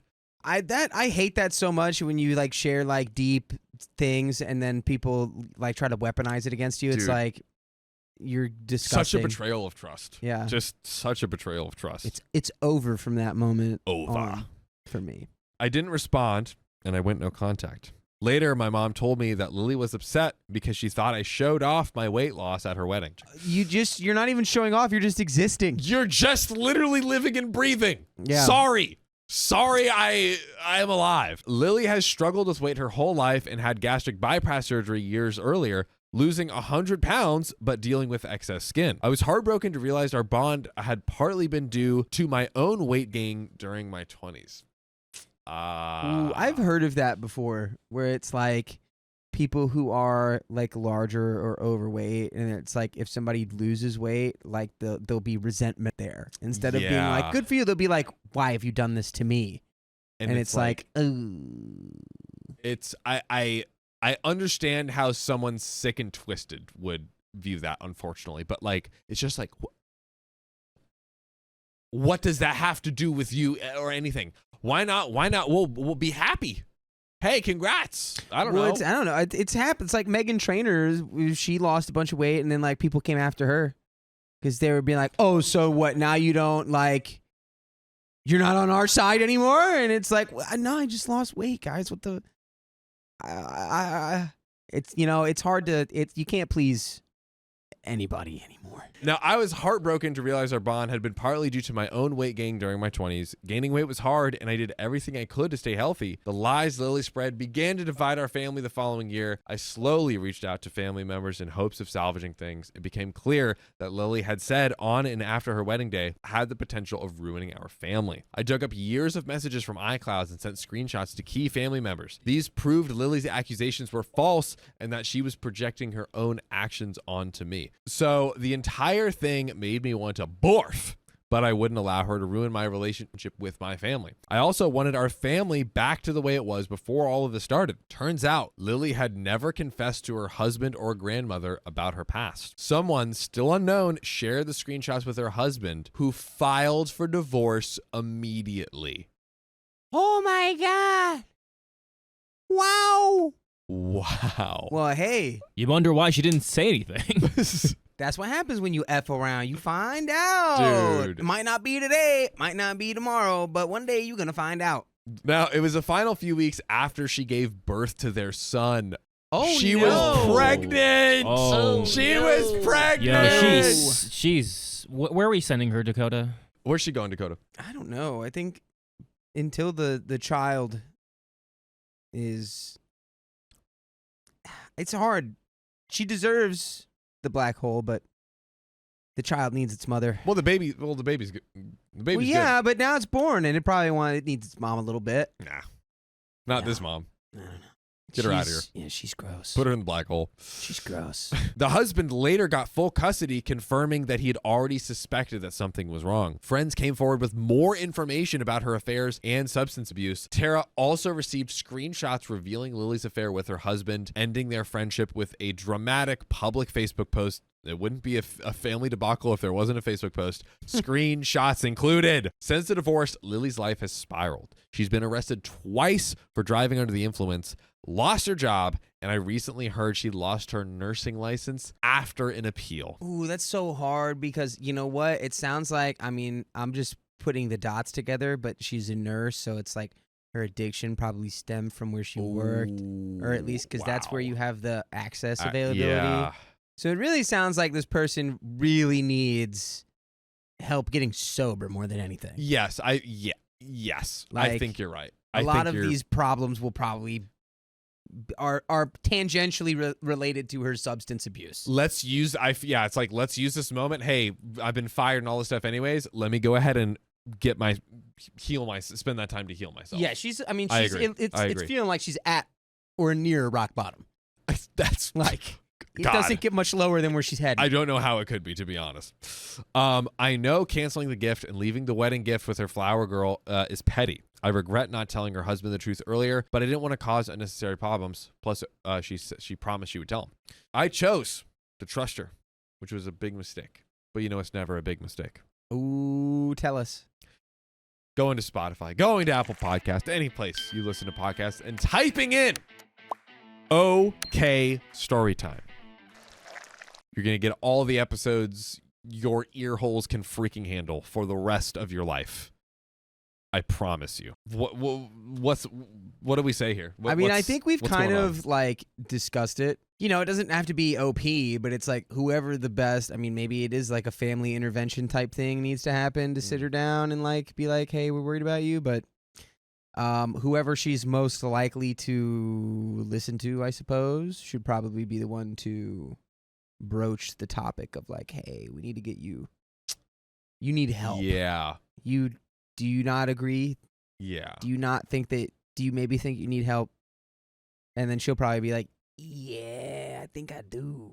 Because also, like, getting her help will be the thing that for sure puts, or ultimately and mostly puts a stop to all of these crazy things she's doing. Yeah, right? It's definitely, I can't imagine she becomes like more unstable after she gets clean. Well, OP closes out with this final part of the story here. I truly wanted to have a relationship with her. I believe in second chances and that people can change. I'm usually pretty good at recognizing when someone is attempting to manipulate me, but dang, she had us all fooled. Guess she thought, hey, it's my special day, so I can do whatever the freak I want. Never thought she would try to completely alienate me from my family, even if it meant destroying it. So, am I the a-hole? And we have some relevant comments here. Comment number 1, I lost 150 pounds years back and lost a ton of friends. One of my friends was a really big girl. She started mocking me and telling lies about me, taking things out of context. Her last words to me were, you're no longer a part of the big girls club. I say totally not the a-hole. Your weight loss had nothing to do with her. And had she not behaved the way she did and spread lies about you, you wouldn't have needed to out her lies. Opie said you wouldn't have had to out her lies. Dang, that's a good point. One I've never considered.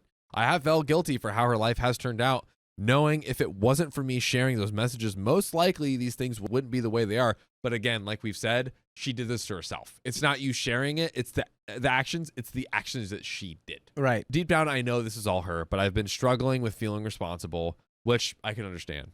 And that is that.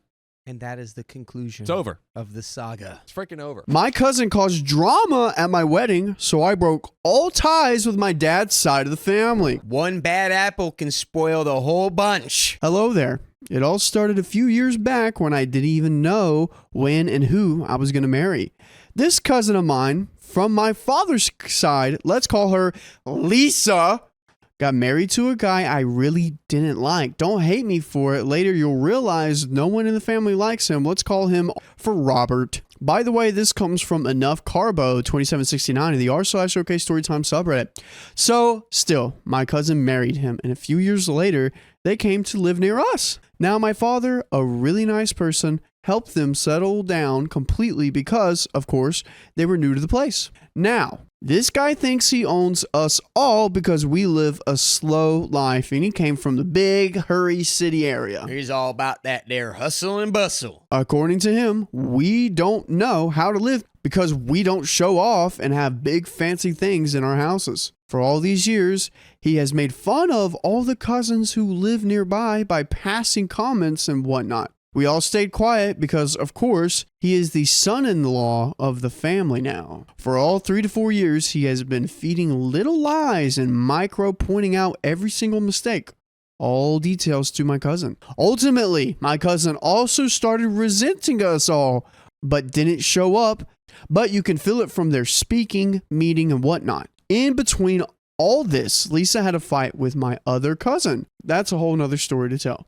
But let's just focus here. Now, this fight came to a point where these two cousins, who I love wholeheartedly, stopped talking to each other. Now comes my wedding preparations and the real drama. The real drama. Lisa and Robert started showing their real colors. My engagement day, she stayed annoyed the whole time and just smiled at the pictures. My fiancé and I were having dinner, and she and her husband sat a few feet from us and totally ignored us. Not even looking at us. Yeah, they're probably like, someone else is getting attention. We can't give them attention. We would like all the attention, please. Just to be clear, we were the only people in the room. Only I know how awkward it was to sit there when my fiancé had no idea why she's behaving like this. After a few days, I texted her asking what was wrong. Because I love her and wanted her to be a part of my wedding like I was at hers. Working as a bridesmaid full-time from shopping to taking 10 days off non-paid leave, which I couldn't afford. So she texted back saying she didn't think I would do this to her. I was taken by surprise. She told me that she had come by my house 15 days ago and I wasn't home to receive her. How could you not be there 15 days ago to receive her? A backstory, that day I had my salon appointment for my engagement, which I was late. So I stayed at my other cousin's home whom she had a fight with. According to Lisa, I was partying with my other cousin and did not give her enough attention. I knew it was about attention. I freaking called that. Yeah, these are little attention babies. I was at the salon appointment. I kept saying, I'm sorry, but I can't choose between two people I love, and I want both people at my wedding. But she came to my parents' house, crying and all complaining to my parents about, look at her, look what she's doing to her. I listened to all the crap and let her speak her mind so she would calm down, but I was wrong. After that, she made herself distance from me and my family, telling each detail to their mother and in her city. Now her mother went after my father.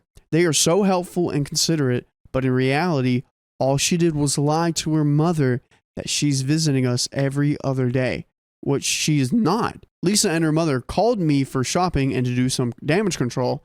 I went happily, but oh boy, I came back crying after 3 days. 3 days of shopping?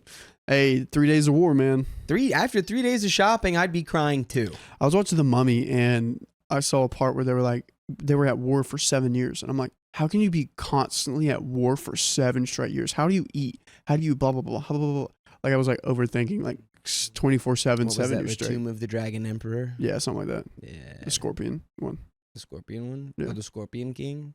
The Mummy 2. Yeah, that one. They taunted me the whole time. Didn't let me shop what I wanted for my wedding. They left me in the car alone when I had a fever and was hungry to check on some garage sales. Bro, you were sick and tired and they ditched you for garage sales? You're shopping for your own wedding? These people suck. Now, mother of Lisa came a few days before the wedding, and the whole time she kept on complaining about her pain and how her daughter was all alone with no relatives in the city. When all we did was call her, she didn't take the call and told her we're not going to give her enough attention. I am the bride. I should be crying for attention. Lisa was talking through text this whole time to me very nicely. She's lying. She's like, oh, everything's fine. No. Mom, they won't save me. Is that her? She's in the room with us, right? Oh, that was you. Oh, wow. That was a great impression. Thank you. Wedding function starts, and guess who is not there? Lisa and her husband, stinking Robert. They made such a big deal out of all of it that they didn't attend one function, saying she was ill. My aunt, Lisa's mother, asked my brother to go to their home, leaving the functions of the wedding and saying sorry and to bring them to the venue. Dude, I was fed up with all of this drama. I was just trying to keep it all together because this was the last function of me and my parents' home. Wedding day comes. I got married and left for my in-laws' place. My grandfather, who was really happy about my wedding, asked for a cig after the rituals. He's not allowed, but he was so dang happy that he couldn't stop. My aunt came running to him after I left and started crying, "Look what they're doing to us and her daughter." She made a whole scene when everyone was supposed to be happy and relieved that the wedding got over so successfully. And she made it about herself and her daughter. My father didn't shed a tear when I left home, but he cried when she abruptly took all of her belongings and left, saying we should feel sorry for making her feel this way. I cut off all my connections with her and her daughter after that. Though after a couple of years, my parents and my aunt started talking again, but I couldn't make myself to forgive them. And I cut off all my ties with them. But please don't cut off ties with us when we go live every weekday at 3 p.m. PST on YouTube, Twitch, TikTok, and Facebook. Just tap our profile. Check if we're live right now, but we got a little bit left of the story. What do you think? Clearly, these people just care about themselves more than they care about you, OP. And especially given the context of everything. Like, what? It's like they catch him smoking a cigarette and then they're like, let's make a big problem.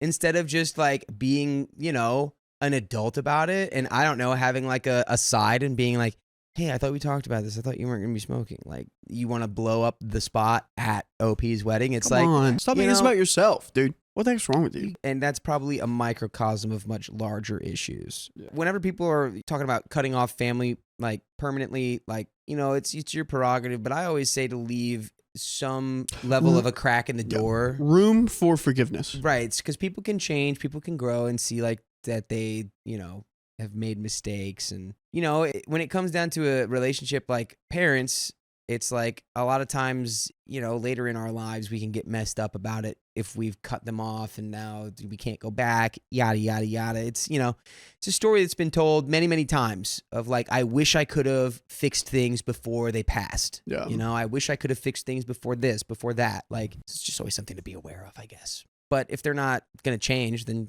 you know, you have no obligation to do so. You've done your part by being the best version of yourself, and they didn't. So Lisa was the only bridesmaid I had because I'm an introvert, and the pain of getting ready alone at every event for the wedding was unbearable when I didn't have anyone to help me. It keeps me awake still. Where did I go wrong on my important day? The cousin I loved the most and shared everything with didn't even show up for me. Ugh, that even makes it worse. That was just a cherry on top of this dog pile of crap. It's an unfortunate situation. Hopefully bridges can be rebuilt. Yep, and hopefully your honeymoon was nice. Hopefully your honeymoon was the greatest. Yeah. I wish you and your partner nothing but success in the future. And love. But that is the end of that story. My cousin promised a concert ticket to my fiance, then sold it behind our backs and played victim. How dare you, you capitalist pig. Not for T-Swizzle. Well, it sounds like entrepreneurship right there. No. Buckle up. This is a long and stupid story. Ooh, we love those. Me, 26 female, and my 29 female fiance, I will call her S, have been together for 5.5 years, getting married in 8 months. Oh. Longtime listener, first time writing in. When Taylor Swift tickets went up for sale, my 20 female cousin, I will call her D, got floor seats for $800. Do you realize that is a steal? How much are Swift tickets? Bro, an arm and a leg. And I'm not even a Swiftie. I just know they're an arm and a leg. 800 is for how many tickets too? I got floor seats for 800. I don't know if it's 800 each, but I think it put it. That's chat. Let them know. Yeah, that sounds great. These were the original verified fan sale tickets. By the way, this comes from Immediate Escape 936. And if you want to submit your own stories, go to r/OK Storytime subreddit. So, at the time, my cousin was dating somebody and planned to take them. They broke up, so my cousin offered a ticket to us. They planned and bought matching outfits and texted about it for almost a full year. Then on October 17th, Doug, I'm going to say Doug, FaceTimes my fiance to tell her she forgot she put them on StubHub 10 months ago and sold the tickets for $8,000. We love 100% profit. Guys. Times the price she purchased them for through a verified fan sale. Yo. Profit. Just profit. That's crazy. That's crazy. I'm telling you, that $800 was nothing. It was unfortunate as my cousin was one of the few lucky fans that actually got tickets at face value and then still ended up selling them for an enormous markup. But besides that, it was hard for me to believe that this was entirely an accident, as to put them up on StubHub, you would need to click I agree many times. She has said she forgot they were there and promised it was an accident, but then also said she avoided checking her StubHub because she didn't want to see if they were gone. She was never transparent with us that the tickets she had promised were on StubHub prior to all of this happening. So really quick, this guy breaks up with the girlfriend and is like, hey, I'm going to take your fiance, the cousin, right? That's what happened, right?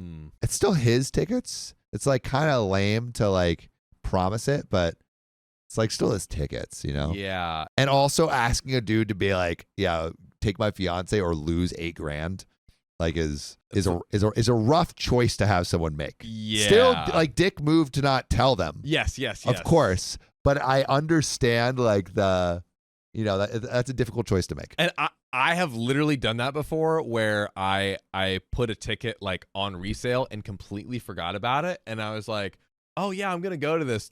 Ticket was gone.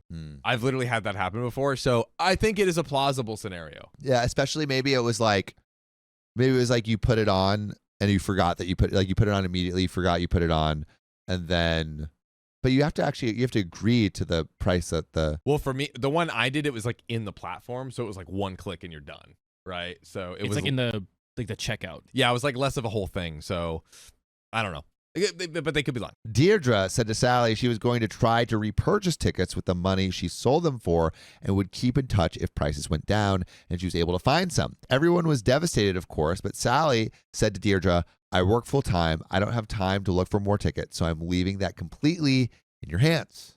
And Deirdre fully agreed and said she understood and was doing ticket researching.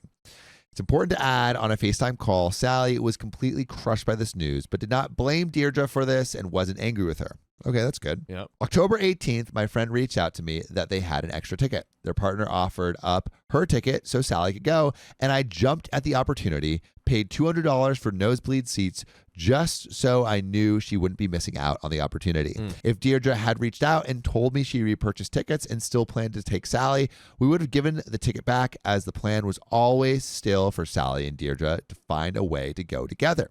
From October 17th to November 15th, Deirdre had zero communication with us, said nothing about buying more tickets, so Sally did not mention the ticket offered by my best friend to protect her feelings, and so she didn't feel bad or left out if she was never able to repurchase tickets. On November 11th, Deirdre saw an Instagram story posted by my friend who offered the ticket, tagging Sally, saying how excited she was for the concert. Deirdre texted Sally about the story, and Sally said yes, she had one ticket to go. She apologized for not telling her about it and not communicating that. Deirdre never answered her message. Then, on the day of the concert, Deirdre posted on Instagram she had repurchased more front row seats and was at the concert with her mom. Whoa. I think as like a F you. I'm here with my mom, but not you. I'm front row, baby. To be honest, I did 100% sarcastically text her and say, have fun at the concert. It was pretty obvious at this point that Deirdre was upset that Sally was now going with someone else. This caused a fight over the next few days later, which led to a FaceTime call that she wanted her mom to be there for, but I said no because we were all adults and don't need our moms to resolve conflicts. During the call, Deirdre demanded Sally apologize for not telling her she had purchased another ticket. She had already apologized over text before, but still apologized again on the call. Deirdre also made her apologize for not advising her of the tickets to spare her feelings, because in her mind, she is an adult and can handle her own emotions. Really quickly on that, I do think that is like a mess up on their part to not say that they purchased more tickets. I totally agree. It's definitely a failure of communication on both sides for sure. Yes. But I do think there is some failure to communicate on OP's side. Totally. You just be like, hey, we're getting this ticket, like just in case, like basically as a backup in case you don't find anything.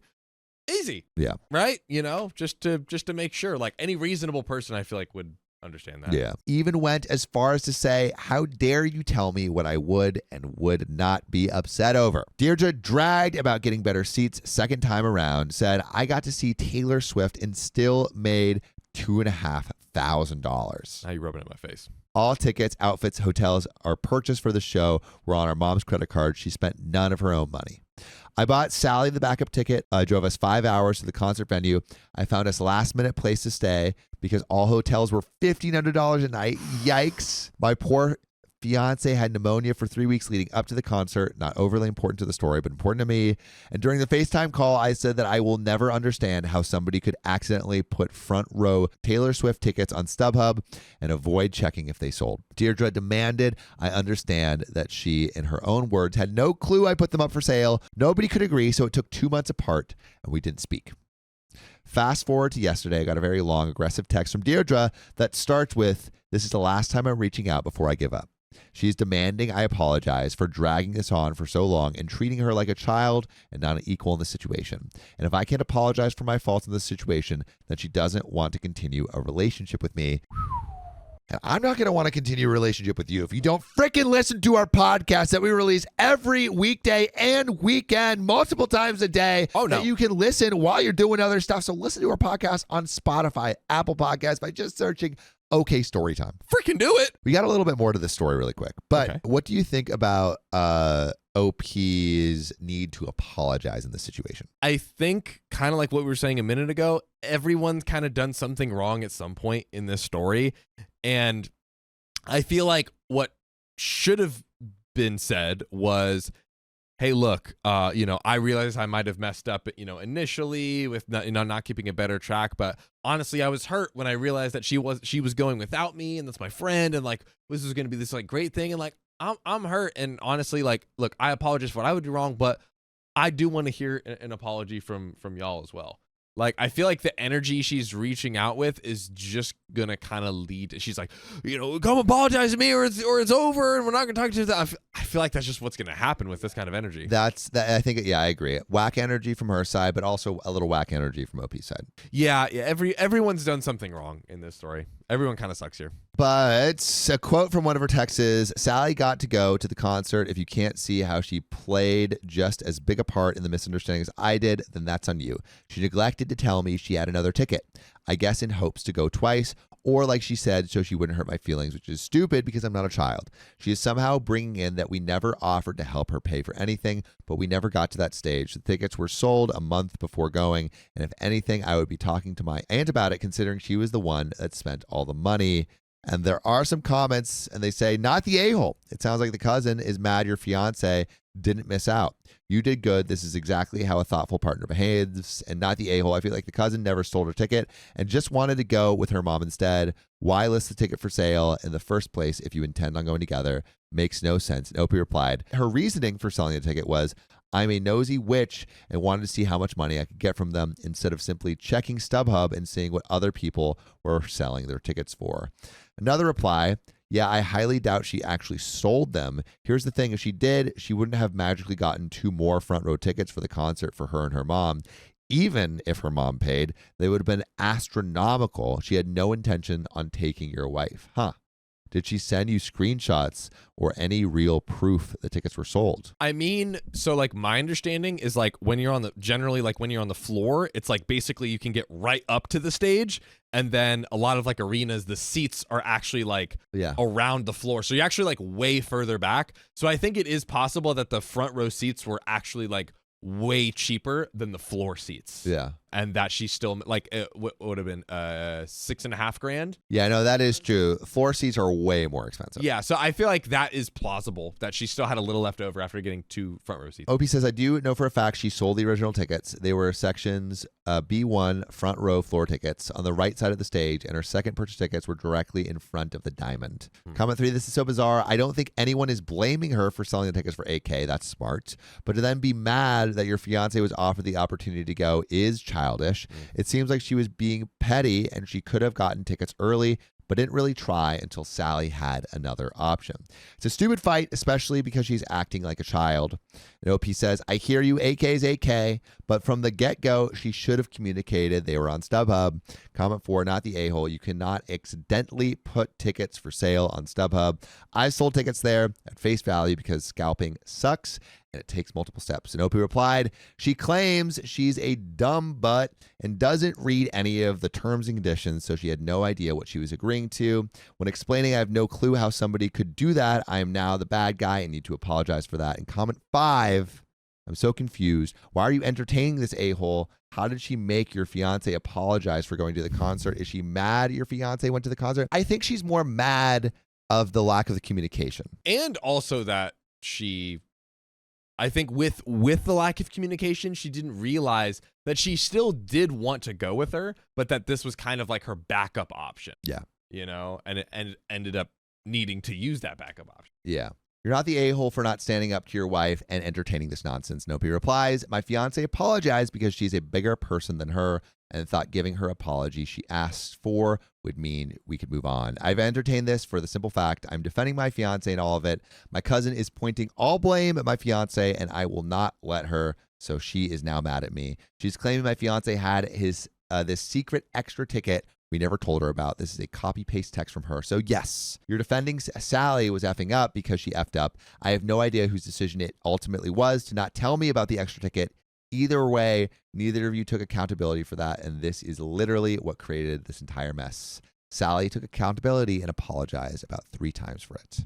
That's a lot of apologies. A lot of apologies. I don't know. I think like both. I think there's a-holery on both sides. I think there's lapses of communication on both sides. I think both sides are a little overreactive. I think everyone's kind of the a-hole here. Yeah, I agree. Everyone kind of sucks here. Yeah, but let us know what you think. We have bad takes sometimes, and you guys let us know. So You took a hit us with take. it. Oh, they do. I'm confused. Like, how do you forget about a T-Swift ticket? I mean, John said he forgot about an event, right? And it was a Jay-Z concert. Not gonna lie, I was so sad, bro.